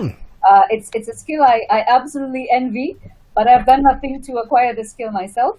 But that's another really important thing as far as inclusion goes, to have the sign language interpreting, or it could be closed captioning. So if you can't hear the message, you can read the message. So that's another area that it comes into the field of interpreting. Can sometimes be overlooked, but I just want to maybe shout out the sign language interpreters who might be tuning in to this. It's really, really important, the work that they're doing as well. Yeah, and I just wanted to mention, just to emphasize on the importance of this, and sometimes is overlooked. And what comes to translation, I can give you an example. One day I was at Costco, or one of those big wholesale stores, I remember, and they were some smokers, because we were getting close to the summertime. So they selling smokers. So, and then I look at the box, and you have what it was supposed the translation of smokers in Spanish. And the translation in Spanish, it was parrilla que fuma. It was. I'm gonna tell you what it was saying in Spanish. In English, it was saying a grill that smokes. Yeah. That was. I was like. It's a new feature. What? It's a new feature. A company this big, like this brand, they didn't care about doing that part. They overlooked. But actually, they were saying the complete wrong thing about what it really does in Spanish. So that's one thing that I can just throw out there. So just to emphasize the importance of this and understanding and localization that we have mentioned. The other thing is in interpretation. There was somebody commenting on the chat. I said, "Is Mariana or Marina?" Maria. She was saying body language. Interpreters, they have to not only just focus on what is being said, they also have to identify body language that is showing that there's something that they're not understanding. And if you don't understand that as part of your roles as a cultural barrier, you have to. Then that can go completely, pass over your head, and even in a medical environment. I'm going to give you an example. One day I was at a hospital, labor and delivery, and there is this culture that they believe that the woman cannot take the epidural because the Bible says that the woman has to go through that thing. So the lady was in so much pain, and the doctors kept asking, "Do you want the epidural?" And she goes, No, I don't want it. And they were surprised, like, "Oh my God, you're in so much pain. Why you don't want it?" So of course, I noticed that every time she was asked, she would look at her husband. Every time she would actually look, and then I said, I asked when the doctor stepped out, then I stepped out of the room, and I told him, hey, I think this is what's happening. I think there is disbelief in certain cultures, and that's why she's looking at her husband. And then said, oh, okay, we understand. So next time they went in, they asked for the husband to step out for a minute, and then they asked her, and then she said, yes, I want it. And then she, as a patient, has the right to say yes or no. But if you overlook that thinking, or doctors think, oh, there's no need for interpreters, there's no need for a whole, it can be very complicated. It can complicate things very, very seriously. And there's two examples right there that why companies that knows the role of each translator and interpreters is needed. So to be effective in the communication and the translation, conveying the message, localization, so that's extremely important and sometimes overlooked. Even when there's a federal law in the United States that says that every institution that receives government fundings has to provide an interpreter for the persons that doesn't speak the language. So even with that in this country, sometimes still they think, oh, there's no need. I can use their 12-year-old as an interpreter. That's a complete no-no. And then there's another story that I can tell you later, so others can comment about using minors or family or relative to interpret for somebody, and then I'll tell you later. That's another example. But just to establish how important it is to hire interpreters or translators, and the best example is the UN. You think all those representatives that go to the UN, they don't speak English? They do speak English, but the language of the heart is the one they're gonna understand. With the words that they are familiar with, it's constantly, unfortunately, overlooked. But it's because there's a lack of information and understanding, like Gennike is explaining and explaining. I like that. Yeah, that's it. And I like what you said, Martin, about the language of the heart. I don't think I might have heard that before, but it seems foreign to me, pun intended. I mean, I just haven't recalled that, and that's an interesting way of putting it. So the native language is also considered a language of the heart, and that's a interesting way of putting it. So now, other than what we've covered thus far about the differences between the two, what do you guys think, either Gennike or Martin, that we need to cover to ensure people that are watching this now that they need to know are crucial when they're either hiring or considering to partner with someone that either to interpret someone that's coming to their facility or translate a document? What is something else that we need to cover? Go ahead, Gennike. Gosh, there's so many things. I'm not too sure where to start, but so there's one thing that Martin sort of laid out, and it's the fact that, because I was focusing on conference interpreting. So interpreting does not only happen at conferences or formal meetings, as the example that Martin gave. He was in interpreting takes place and is needed, and interpreters are needed. So what I would say to companies who are looking at engaging the services of, and you're going to assess your own needs, but you need to start with, okay, what is your end goal? What is it that you need this interpreter to do? Do you need an interpreter really full-time on your staff? Or can you use consultancy services maybe to have an interpreter on a retainer contract, and you call upon that person's services as and when needed? Or is this like, a one-off kind of event where you only really need an interpreter for one specific meeting that's happening for one day or 1 week, and You don't need the interpreter for the rest of the year. So you want to start with assessing your own needs and have that conversation. Now, maybe if I can give a tip, is that when you're looking at professional services, you need to be able to engage with that person or that whoever is a representative of the company and have the conversation that we're having right now, so that you get a sense of what they're about, what they're able to offer, and certainly you want somebody who can advise you.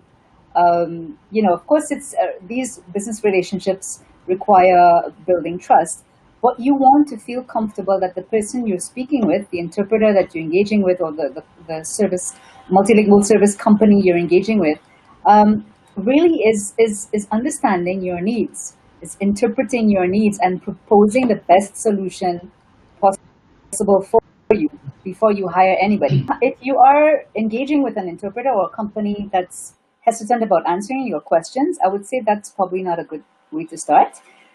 Martin, you have a company, so you might be able to speak to this better. I work on a freelance basis, but for me, I take the time to answer questions and also to ask questions so that the potential client knows that I'm interested in more than just, this particular job that they need an interpreter for. No, I'm interested in the bigger picture.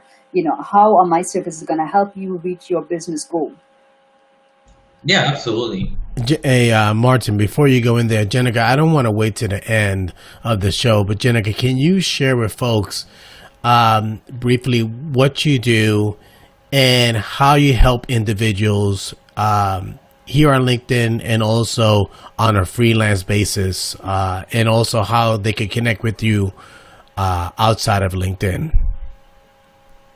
Sure. So how I help is, first of all, I try to help you do an assessment of your needs. As I said earlier, sometimes you might not know what you need.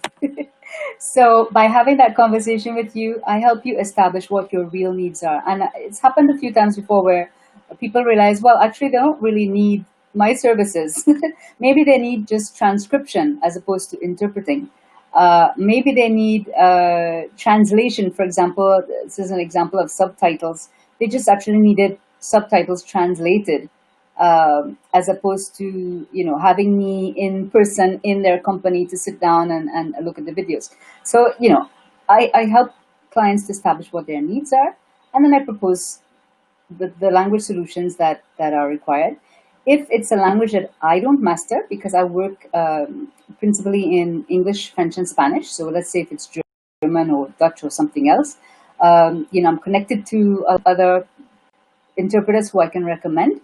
And so I will do the initial assessment and then pass the work on to a reliable colleague in whom I trust, and so that those needs can be met. You can reach out to me via email. It's my first name, .mayers@gmail.com. Unfortunately, my chat window is not working today, but Marcella, I think you have my email address. You can put it into the chat window. So it's Gennike.mayers@gmail.com. I can also be reached on Skype, and my Skype ID is live.gennike.mayers. And right now, I should just say that right now I'm traveling. I am trying to get home to Trinidad and Tobago. So the most reliable way to reach me is via email, because I'm not all the time sitting down in front of my laptop or not all the time on my mobile phone. Mm-hmm. Thank you. Thank you very much for sharing that. I appreciate that. I mind you, we'll have an opportunity to get to that again in the end, but I definitely wanted to do it in the middle of the show. Martin, I want you to, continue on what you wanted to share, or what your rebuttal or your insight that you was about to share. But before you do that, can you share with the folks watching the show how they can connect with you? Why they should connect with you on LinkedIn, and the services that you have to offer to individuals when it pertains to translation or interpreting services? Yeah, absolutely. They can connect through LinkedIn, of course. Martin, that's Vazquez, and they can message me through there, and I will be more than happy to assist them with questions regarding translation, localization, and language services. And also they can send me an email to N as in Martin, V as in Victor, .oneworld@gmail.com.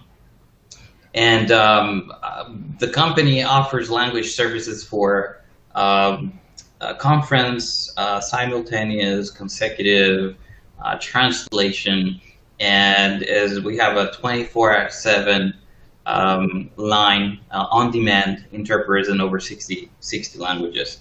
So we offer that not only for the medical field or the legal field, but we also offer language services to, let's say, a call center that has customers that speak other languages, and they want to have someone speak their language to help them. So we offer that to any company that offer customer service over the phone, or they do any type of interaction over the phone with their consumers or possible customers. We offer that 24/7 on-demand interpreting as well. So they can contact me. They can also call the company 877-304-0786, and we will be more than happy to assist them with any of those needs or any other aspect that they would like to consult, and we can help them and direct them in the right direction. Thank you, man. I appreciate that. And now the question that I asked Gennike, and it was pretty broad, so I do apologize. But I guess in this case I'll narrow it down. When it pertains to translation and interpretation, do you know either one or two things that you think is crucial that individuals that are considered, or companies, or individuals within companies that make a decision on these services that they need to know before considering the service, or better yet, the opposite, why they need to consider to hire a professional rather than getting a software, or like you said earlier, the T's, bringing in their 13-year-old to translate or interpret?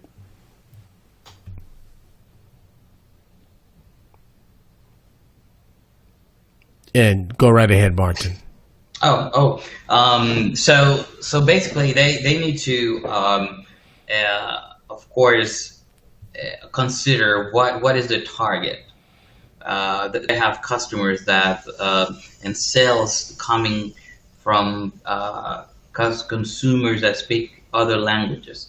Then to provide a better customer service, or to explain better their product, so to increase their sales, it is important to have somebody that speaks their language so they can actually understand what they're getting into, or what they're buying, or if they're having an issue with the product.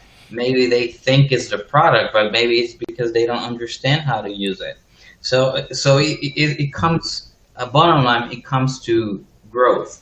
If you want to grow, then you're in the sales or customer service or medical field, you need to have an interpreter. You need to provide that, so to be more effective on the outcome, especially on the medical field.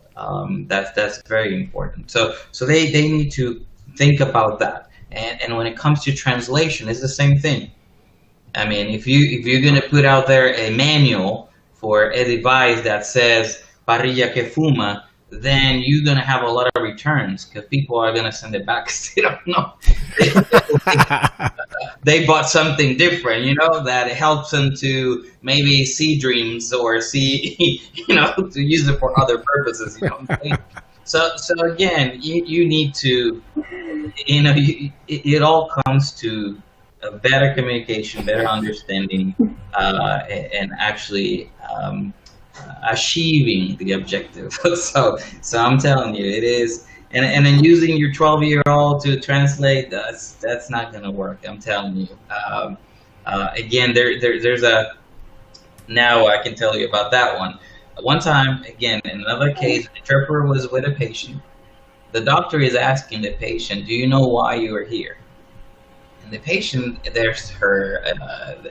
his son was there, and they've been using his son as an interpreter before previous appointment. or prior appointments, and they asked him that to the patient, and then he said, yeah, because I have a problem on my hips. And then the doctor said, who told you that? I said, well, my son and my niece, that's what they told me. And the doctor says, no, you are here because you have cancer and you're in stage 4. Oh. And then the doctor say, why you didn't tell him that's why he's here? And they were like, well, we thought we shouldn't tell him because that was going to be too hard on him emotionally. The doctor said, no, that's completely wrong. You should never done that. Wow. He needs to know why he's going through and why he's going to treatment. So you might think, no, there's no way that happened. Yes, it did, because, again, over, let's say, just thinking, oh, we don't need that. There's no need for that. But it happened. It's sad, but it had happened before. So that's why companies needs to, and doctors out there, they need to kind of cover themselves, because actually it's a liability issue as well. So they need to, they need to, think about it. Wow. Well, I never thought, I didn't expect that story to end that way. And it's sad to think that some family members might do that, because I guess you start thinking the outcome is inevitable. Do you just want to delay the sad story? Yes. Who knows? Maybe if they would have told them, let's say, for instance, hypothetically, the family member had cancer, but he was maybe in stage 1, but they withheld that information, then the person didn't get the proper care, and that eventually they could die rather than actually living a more fruitful life for a longer period. So, wow, that's catastrophic. Now, I wanted to make sure that we use our time wisely, and I want to respect everyone's time.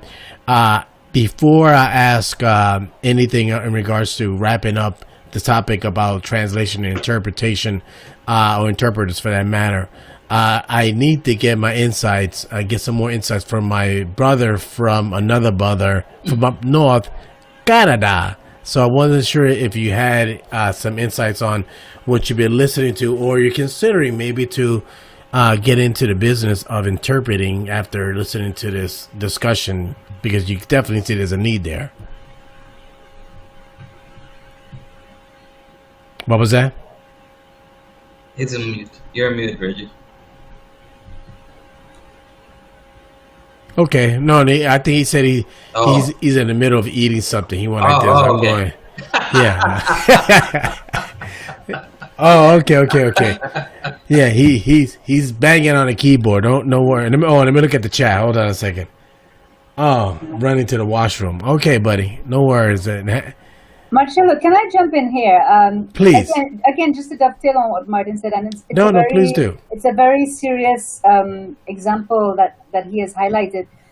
Often in interpreting or even translation, we have a joke where we say, don't die of a mistranslation, and that is a serious thing. And you also raised the point about liability. I know you highlighted that the paria, but this can be seen as false advertising. If the translation is wrong, you can be held legally responsible for false advertising. Now, you don't want to attract that kind of liability. So invest the money, get yourself a proper interpreter or translator, as the case may be, and save yourself, damages and legal shenanigans.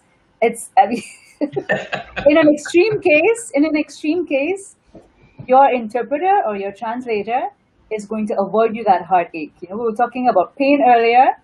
Learn the lesson. Don't go through the pain. Yeah. And something that Marcello, another thing is that somebody that is looking to hire interpreters or hire the service of interpreters is also, if it's in the medical field, as well as the legal. It applies to any business model or service.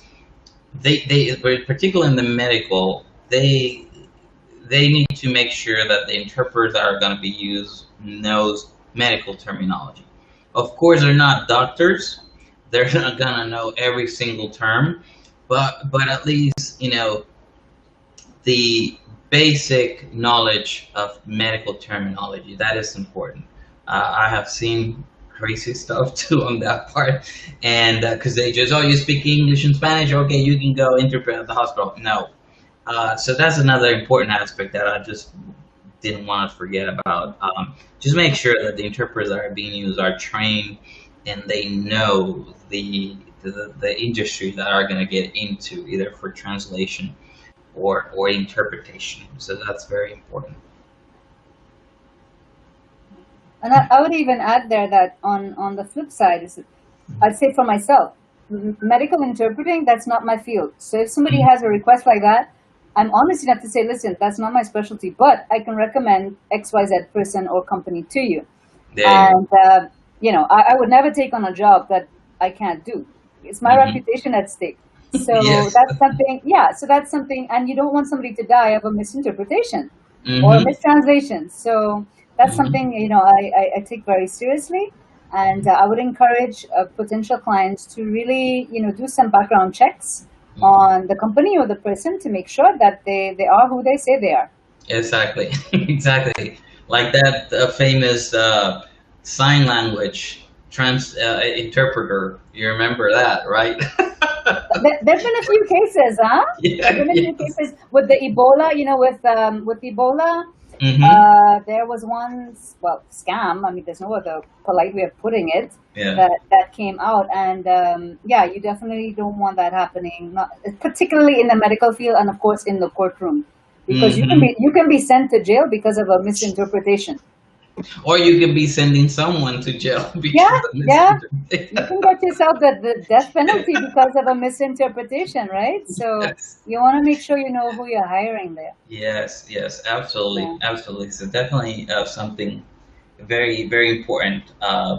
If you are responsible for what you're handling, definitely a company needs to look into it.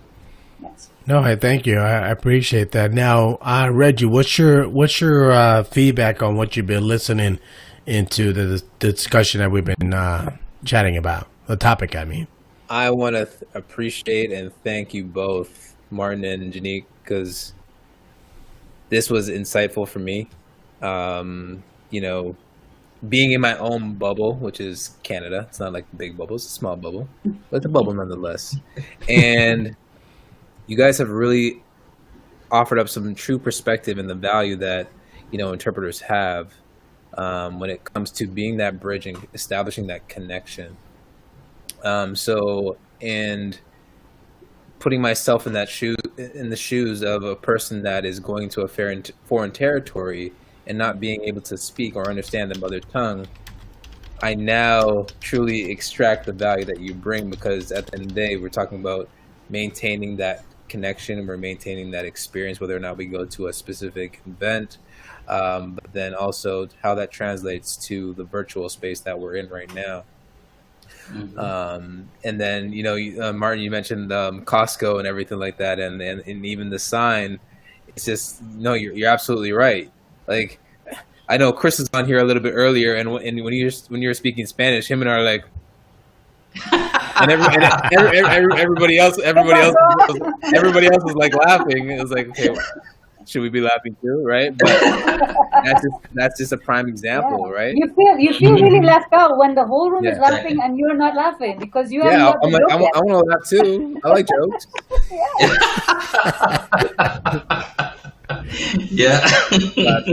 I appreciate you guys, and I need to really and truly do my homework more on this subject. So I want to thank you for bringing this to life for me personally. So thank you.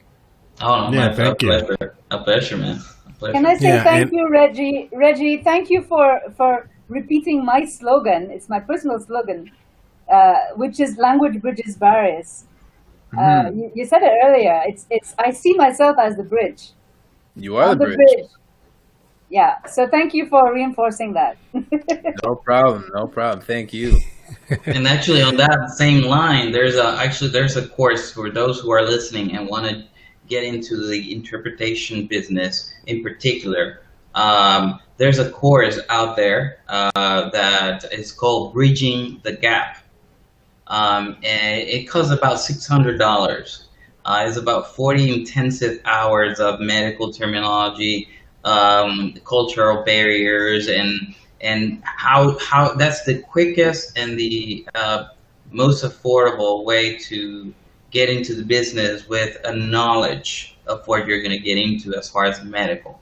But it's called Bridging the Gap. So just I just it came into my mind what you guys are doing, bridging.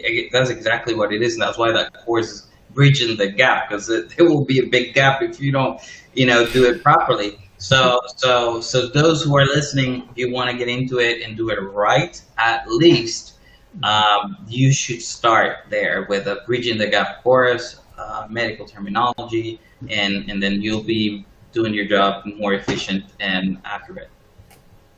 That's awesome. I thank you for that. Now, when it comes on to, I want to give both of you guys, my interpreters and translator experts, what is one of the biggest mistakes that you have found or misunderstanding, better yet, misunderstanding or mistake that you have found when you have decided to partner with either an individual or an organization when they were considering your services? So when you sat down, you guys had your assessment, like what Gennike mentioned earlier. What are the things that you guys discovered? Like, oh my gosh, here it is again. So let me let them know. Let me explain to them this is how it is. So, Gennike, do you have one that comes to mind that you find yourself either re-educating or educating, not re-educating, educating them or sharing your insight on the topic? So interpreters are very often in that hot seat of having to educate the client. And I enjoy those opportunities. I really take them as teaching moments. But the thing that comes back the most often, particularly, and I'm talking old school before COVID when you were in these physical conferences, presenters who do not give you their slides in advance, because they've prepared their slides. They might have tweaked it on the morning before presenting, but you're asking for weeks and weeks to get the slides, whether it's from the overall company that's organizing the event. And people just don't understand why you want to get their slides. They think that, I don't know, you want to steal their intellectual property. I don't know. But we ask this question to prepare in advance, because it's one thing to be speaking on a podium where you might have a prepared speech or something, or speaking off the top of your head. Naturally, you speak at a certain register or a certain speed when you're speaking off the top of your head. However, when you're doing a presentation and you're racing against time, because most people try to pack too many slides in there in the 10 minutes or 15 minutes that's allotted to them, and then they speed through, they click, click, click, and you as an interpreter, you haven't seen anything on their slide. You cannot keep up. It's just not humanly possible. So it's something that I've had to educate people about. Listen, if you're doing a presentation, PowerPoint presentation or whatever, and you want us to really present the best of what you've taken your time to prepare, please share it in advance. Otherwise, we're not going to do a great job of it. And it's really a pity, because at the end of the day, yes, we as interpreters, we're going to be evaluated on how we have performed. But as a conference organizer, you are going to be evaluated on the overall setup, which includes the logistics of the interpreting. Mm-hmm. So if you want to get a high score as a conference organizer and facilitator, make sure that your interpreting team have the documents, the slides, the whatever have you in advance so that we can prepare. Even if there are minor tweaks that will happen, on the day, the morning of the event, the interpreters have the time to go through, make sure that there's no, weird terminology in there, or they can, prepare their glossary and make sure that they're on the ball for that presentation. Mm-hmm. Good point. I like that. I never thought about that, but I can see that essentially you are not setting up your interpreter or translator for success. I mean, it says, Now, let me qualify this, because I'm still naive of the process, or who do you select? So if given that the scenario you just gave, and this is a conference and they're presenting from a presentation, would you require a translator or an interpreter? So the interpreter, but let's imagine we're in that room with the projector on the screen or whatever have you. First of all, depending on how the interpreter's booth would have been set up, sometimes the interpreter cannot even see the slides. Now, that's part of the conversation that you should have before with your client to know, okay, how is the room going to be set up, where the screen's going to be, where the booth's going to be. There are a whole bunch of different technical logistics that can play, that can make or break the presentation that's going on on the floor. Of course, now with the virtual meetings, the apps that are available take care of that. You know, we interpreters, we have like a back end where we can access the presentation or the video or whatever have you. So it actually is a little bit easier now with these new apps that are available. But essentially, yeah, you know, if those logistics aren't in place properly, you can really be setting up not just the interpreter, but yourself as the conference organizer for failure. Because interpreter needs to see the screen and needs to be able to hear. That's another thing. We as interpreters, we're not controlling the audio. We're not controlling the sound system. So if we have a poor feed coming into our ears, we cannot interpret. So it's happened to be in the booth where I said, you know, I'm apologizing to the people listening to me. I'm not interpreting anymore. I'm apologizing, saying, I apologize, but we're not hearing the audio. I cannot interpret for you at this point in time. Please excuse me. That's me talking to my clients who are listening into me and explaining to them, I can't hear a thing, so I can't help you. And it's unfortunate when that happens. It's really unfortunate when that happens. Yeah, it is, because obviously you're there ready to help, and you don't have the information nor even the feed set up properly. Now, Martin, same question. What was it, the thing that comes up often for you when you are sitting down with a client and you're going through your version of an assessment that you uncover quite often that you have to educate your future clients on? Then I would say, first thing, it will be just be an echo of what Gennike mentioned. That's extremely important to prepare in advance. They don't think that's important, and that's something that you have to educate and tell them, no, it is important. Even sometimes if the slides, like she said, just using an example, in a conference environment or setting, if the slide has instructions or anything in, let's say, English, but there's going to be audience in another language, also you'll need those slides to be edited and then put the language as well. Sometimes that is going to be targeted with the interpretation, so they can see, not just see a slide there, and of course you can explain, but if there is an instruction or something important that highlights maybe a process, that it'll be nice. It'll be something that'll be better if you have that also translated into the language of the audience so they can see it, or at least hand them out in printed so they can see it on the print. So I will echo that. And then the other thing, it would be profiling, because they think everybody that has a Hispanic sounding name speaks Spanish. And that's not right. So then you have to tell them, no, not everybody speaks Spanish because it has a Latin last name. That happens a lot with the Philippine, people, or residents. They have Spanish, I know, because of their history. And then you end up sending an interpreter, or we need Spanish interpreters because we get a lot of Hispanic, but then they're from Philippines.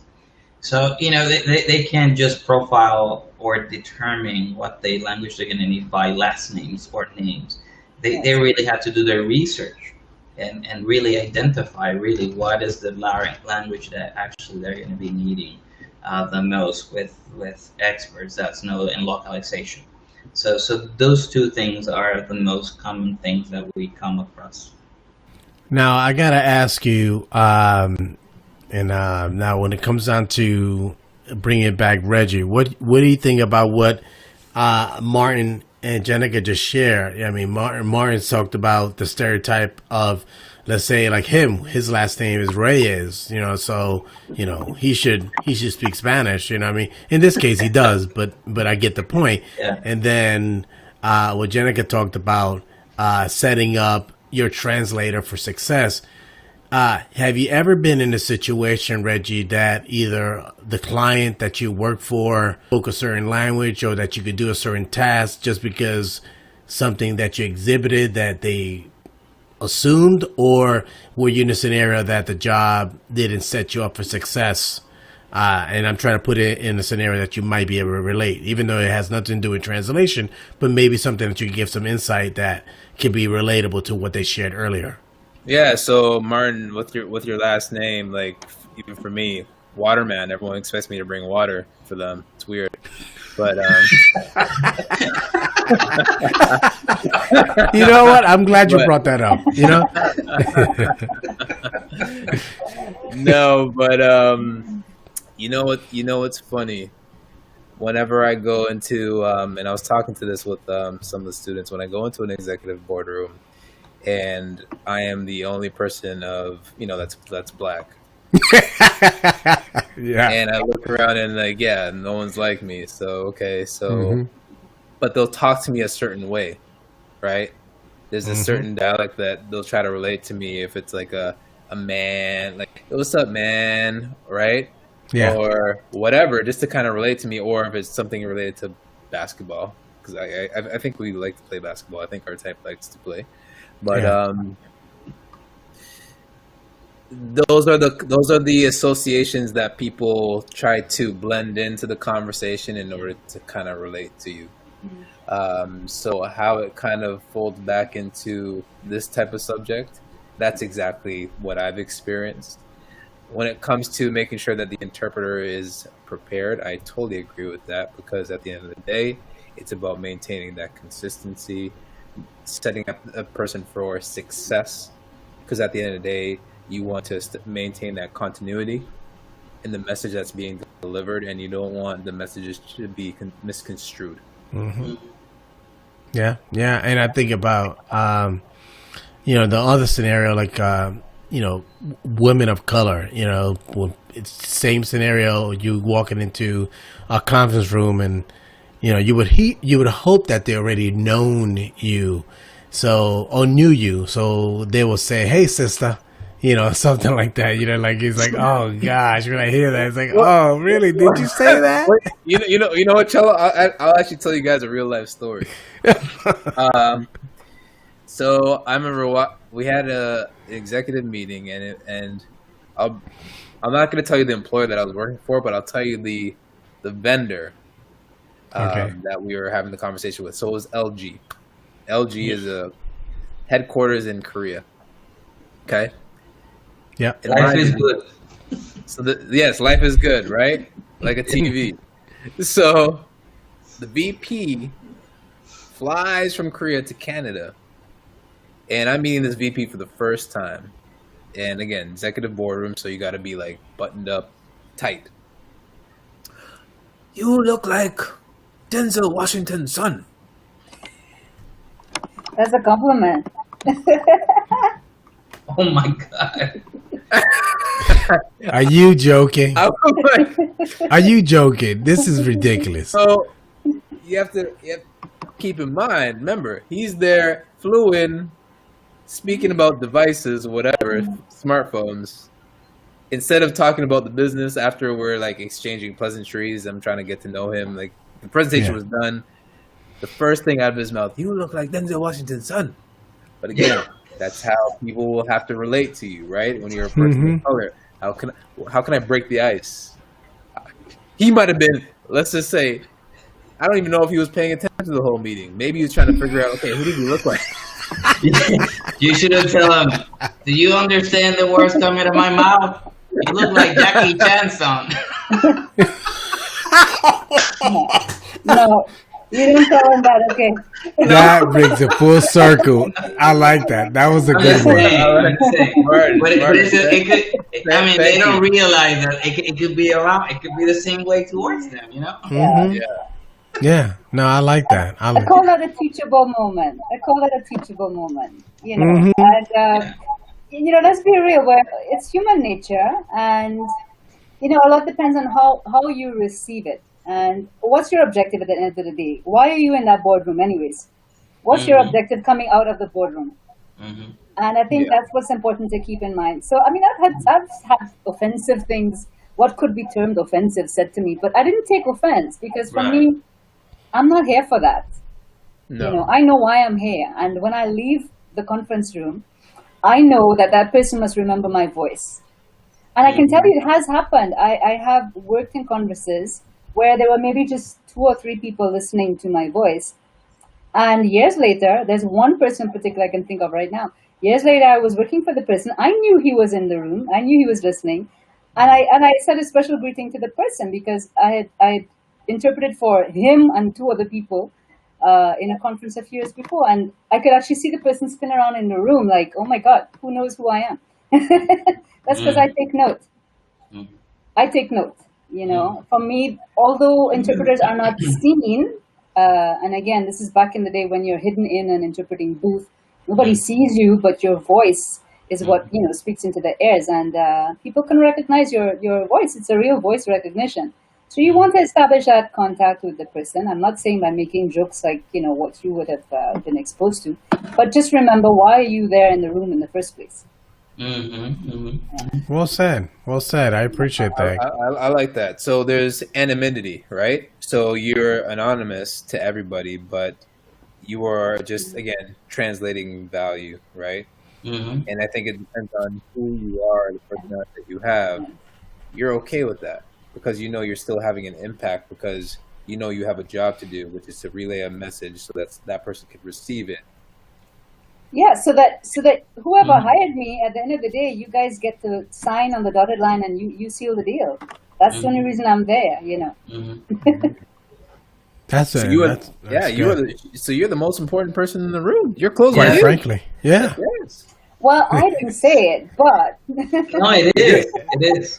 It's what we mentioned before. If you want a company to make the sale, you better get the right person. Mm-hmm. yeah. Now, on the topic of what we're talking about, I know you guys shared some stories about, you know, educating your client.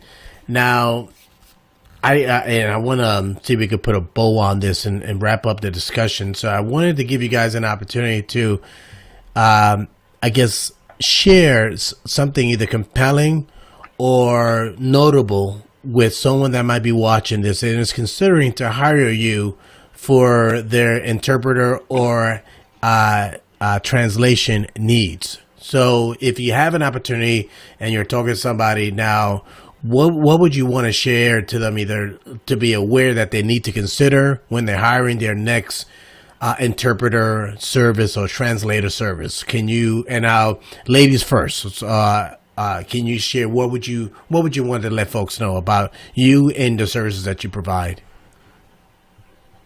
I'm going to quote Reggie on this one. I'm the bridge that you don't want to burn. Is there tolls on that bridge? Wow. Yeah, you got to pay the toll if you want it. It's high I like it, maintenance. yes, It's yes, a high maintenance bridge. Come on. Good. Yeah. Good for you. Know your worth, girl. Know your But worth. you can purchase the Easy Pass, so it runs smooth. It runs smooth. No, Gennike saying there's no easy pass. This is a la carte. Yeah, it is. No, but I know you're kidding, but Marcello, it is for me. And again, because I'm a small player, so to speak, I would freelance. I'm more focused on giving a la carte, custom-made attention. And when I do the assessment, if I assess that I'm not the right fit for the job or for your need, I have no problem passing it on to somebody who I think is more fit for purpose. Mm-hmm. You know, I got a follow-up question on my last question. Okay, so you're saying that you're you're a one-person show, okay, Well, they got companies that offer services. I've heard of companies that offer that before. Maybe Martin. So I've heard of companies like that. So interesting. We got two different scenarios, but in this case, who is either, and I want you to answer both questions. Who is your ideal client, and why should someone consider you rather than hiring a company that offer the same services? So can you share your insight on either topic or both? Sure. So for me, actually, small businesses, because they're small and probably not quite aware of what their needs are, I have a more, let's say, intimate interest in building small business into bigger business. And because I'm not only an interpreter and not only do translation, I have a background in communications, and particularly I have, very broad knowledge of the Caribbean region, so to speak. So I can bring added value that you may not necessarily get with a large company that's kind of interested maybe in turnover, right? So I have the luxury of taking my time, building that relationship of trust, getting to know their needs, providing advice that's not specific to interpreting only, because I have more than that. I have a wider perspective. And so that's what really I'm passionate about, essentially. Yeah. I like that. I appreciate that. Thank you very much for sharing that.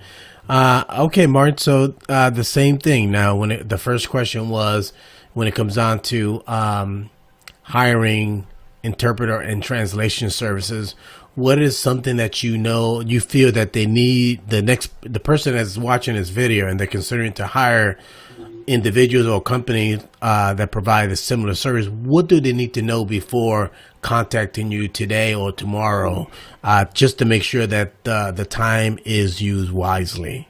Yeah, absolutely. Basically, with the experience that we have, we've been over 12 years in this industry. So the knowledge and the different scenarios, particularly in the medical field, of course, allow us to better provide the right personnel to do the job that they're looking for, as well as translation. We have well-experienced people that have been working for years on this area. So the experience and also the way that we have structured the company allows us to be extremely competitive as far as a price. But there are some big companies out there, but the prices are super expensive. And the way that we have structured is in a way that we can supply the service for a small business or to a big business. So we are prepared to offer professional service, and as well, because it all comes to this, unfortunately, but provide them or give them the best price out there for the important service that it is translation and interpretation. Okay, perfect. I appreciate that.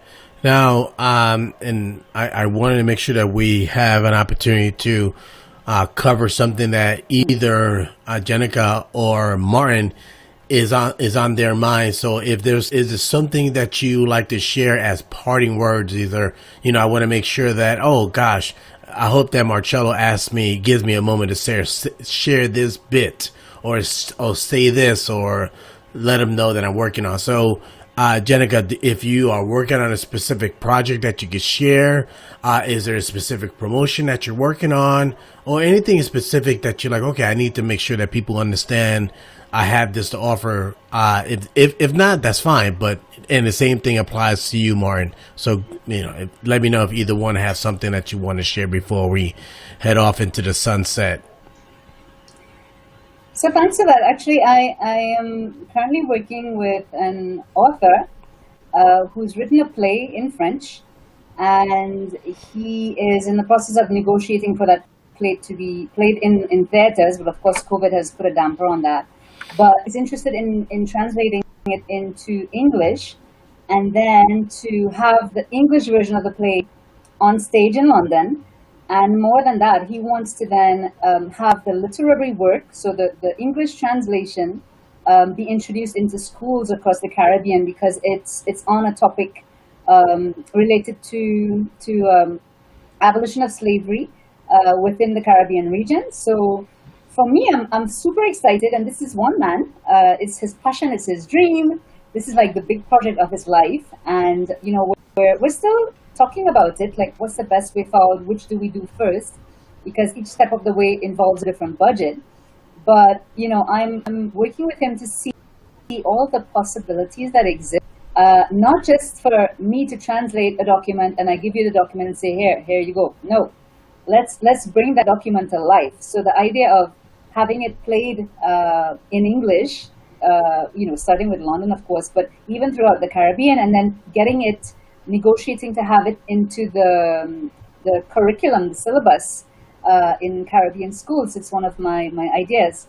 So that's where I have added value. Like I said before, I really like to take the time with my clients, small clients in particular, because sometimes they might be focused on just one thing, and then I can get them to see, hey, you can have, multiple products coming out of this one idea.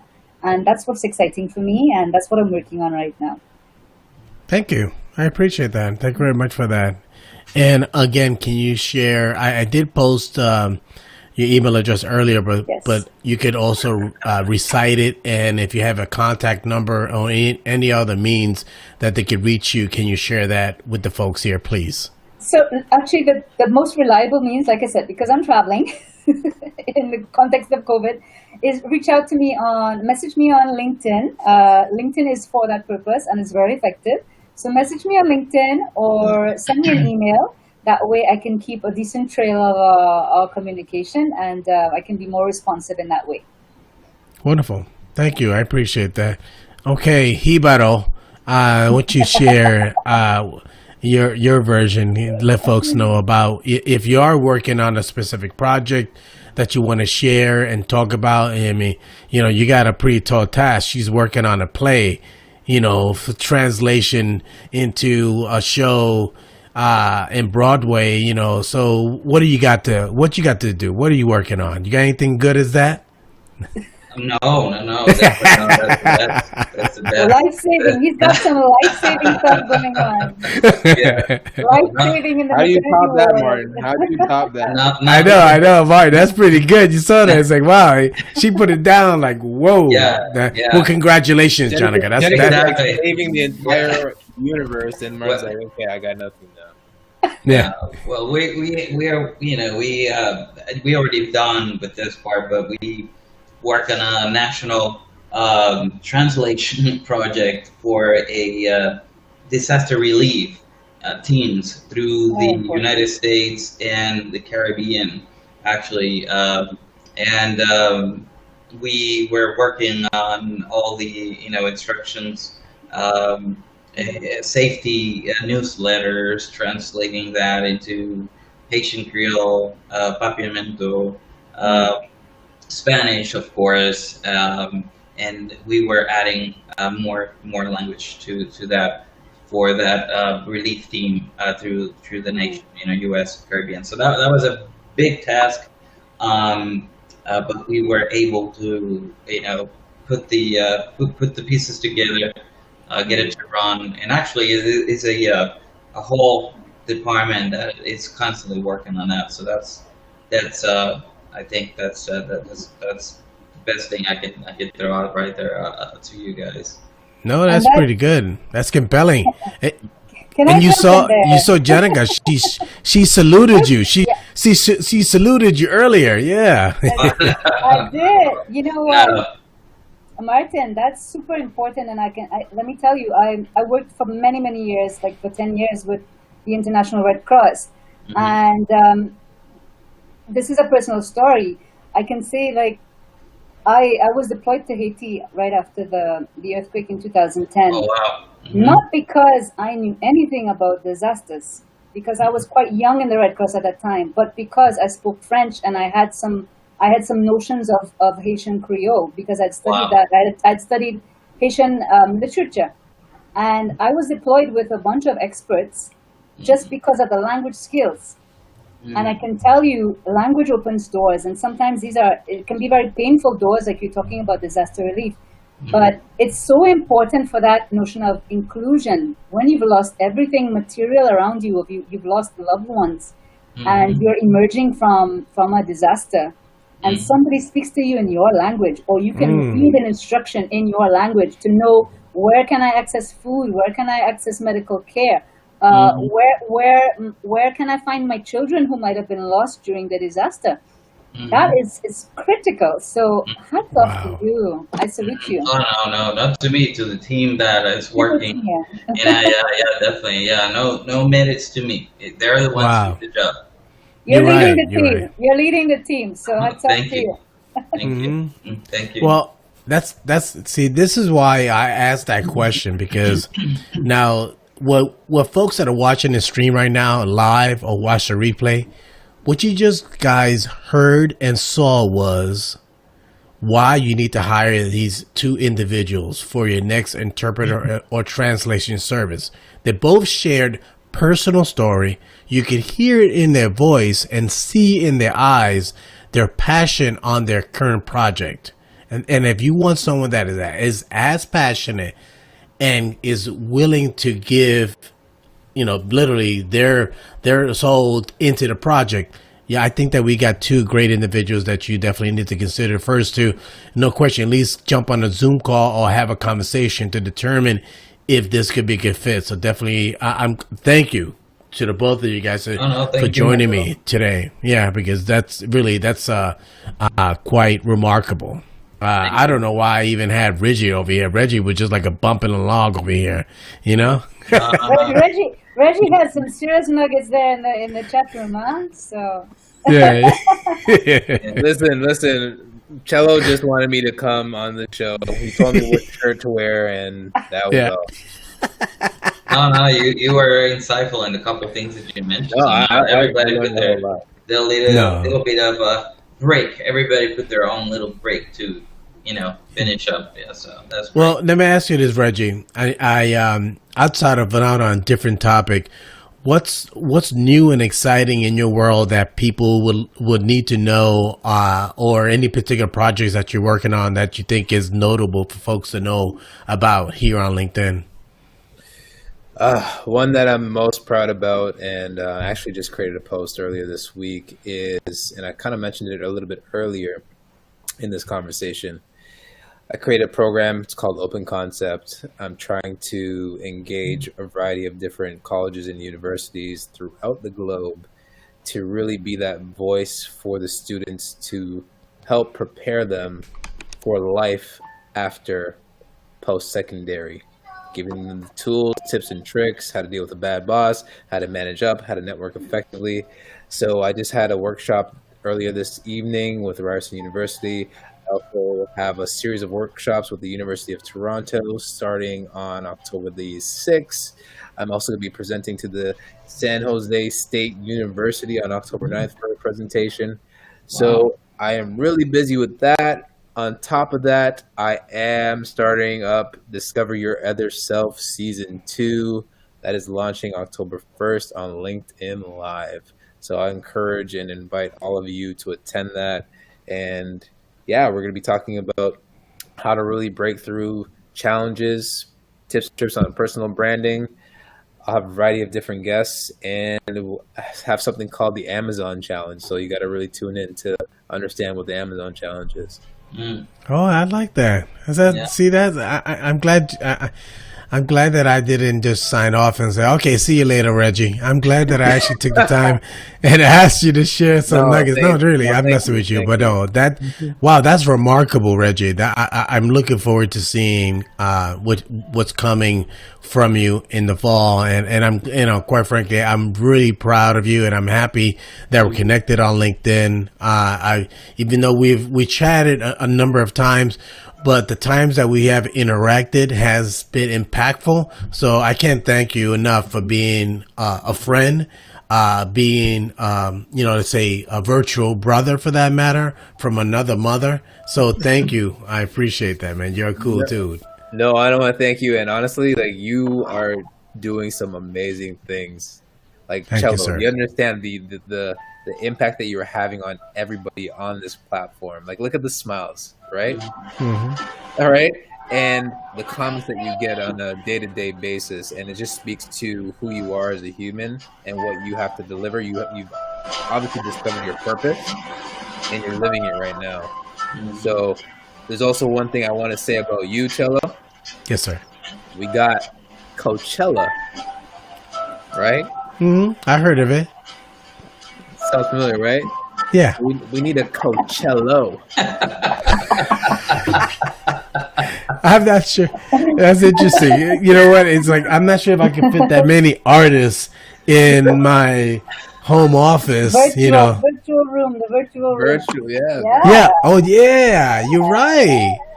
See, this is why I need my network, because otherwise, I'm just thinking about these four walls. So thank you. You're right. Going virtual. Huh. That's interesting. You know what? Reggie, let's work on that together. I mean, I'm sure that we could reach out to folks in our network, and then they could reach out to other folks in the network, and maybe we can implement it, because I've seen this gentleman named Brian Shulman. He was working with a specific organization out of California months ago, and it was a fundraising event. And the reason I bring this up is because he knew of this boy. He knew, he met him when he was a child, and he, obviously saw him growing up, and now he's venturing. Now he had his own record deal, and the gentleman decided to give back to the community and to the event, and he came on board and did a small concert virtually. So when you say that, I think like, yeah, we could definitely do it. Yeah, there you go. And make sure you link with me to get some French, Spanish, Creole speaking artists in there. We want some compa, we want some zouk, some salsa, reggaeton, everything in there. Yeah. Gennike, because she's from Trinidad, she's gonna get you some. She's gonna get you Marshall Montana. Let me know. Oh! By the way, these are my final words. Happy Republic Day. Today, my country is celebrating 44 years as a republic, September 24th, 1976. It's actually my birth year as well, so I'm 44. But it's Republic Day. Get out of here. You look like you're 25. Well, thank you. Well, they always say it doesn't crack, so that's why. You know what? Is the coconut water and the organic dark chocolate that we grow back in the Trinitario, chocolate Trinitario. Yeah. We have back home. Yep. Mm-hmm. So it's not, you're saying it's not the bacon shark? No.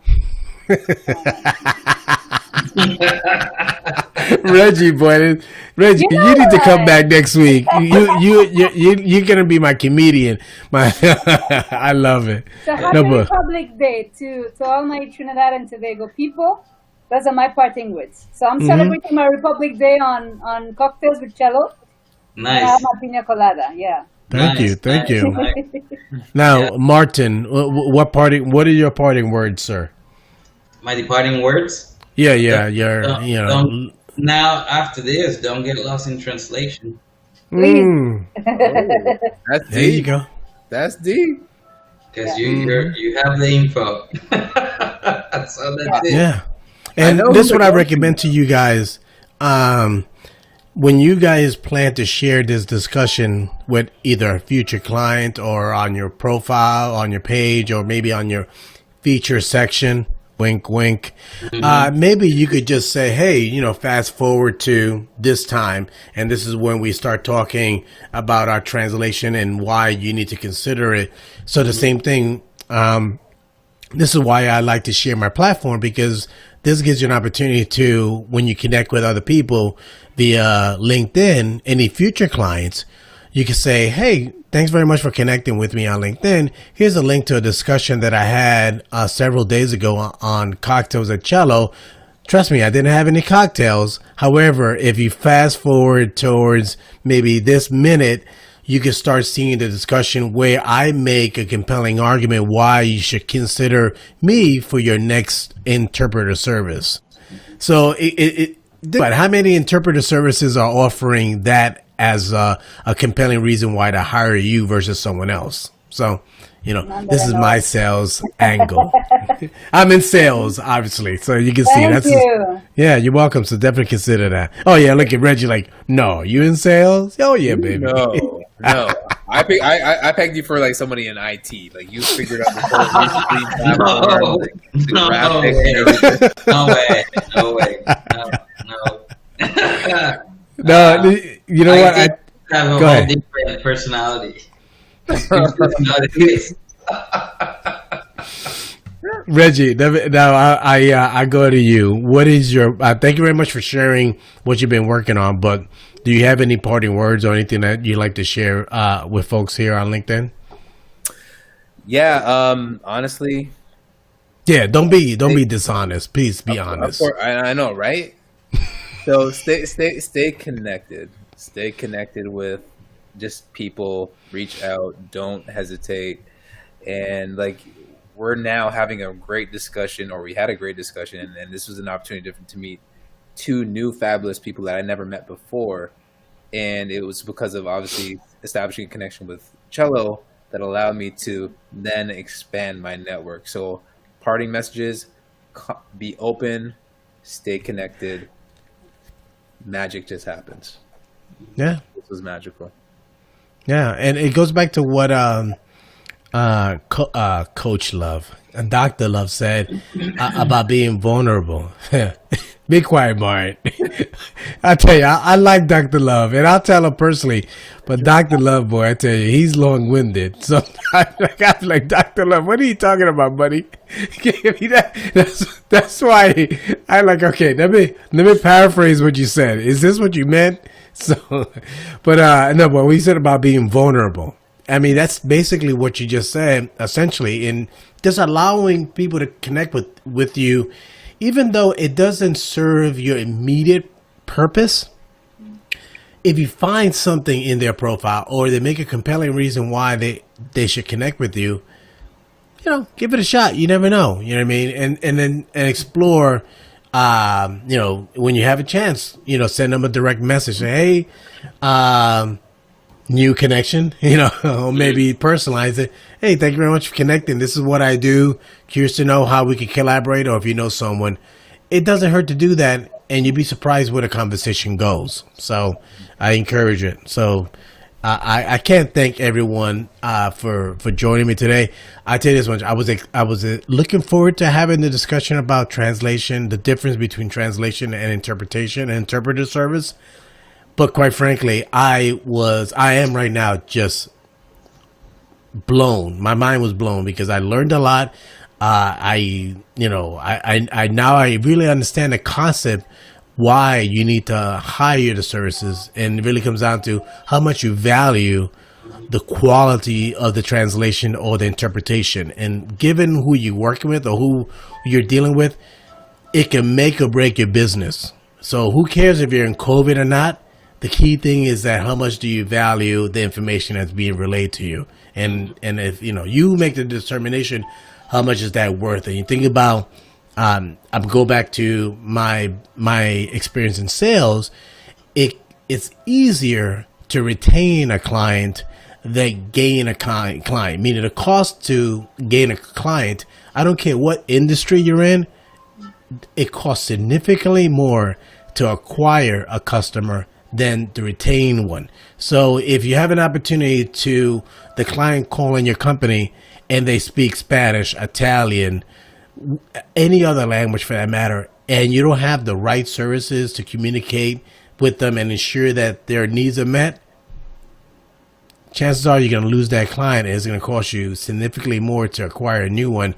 And needless to say, if you have the same behaviors in place, your churn rate is going to be significantly higher, and chances are within a few years you might be out of business. So definitely recommend you guys to consider hiring these two individuals, or at least schedule some time to determine if the services they provide could be essential for your business. So I can't thank everyone for joining me.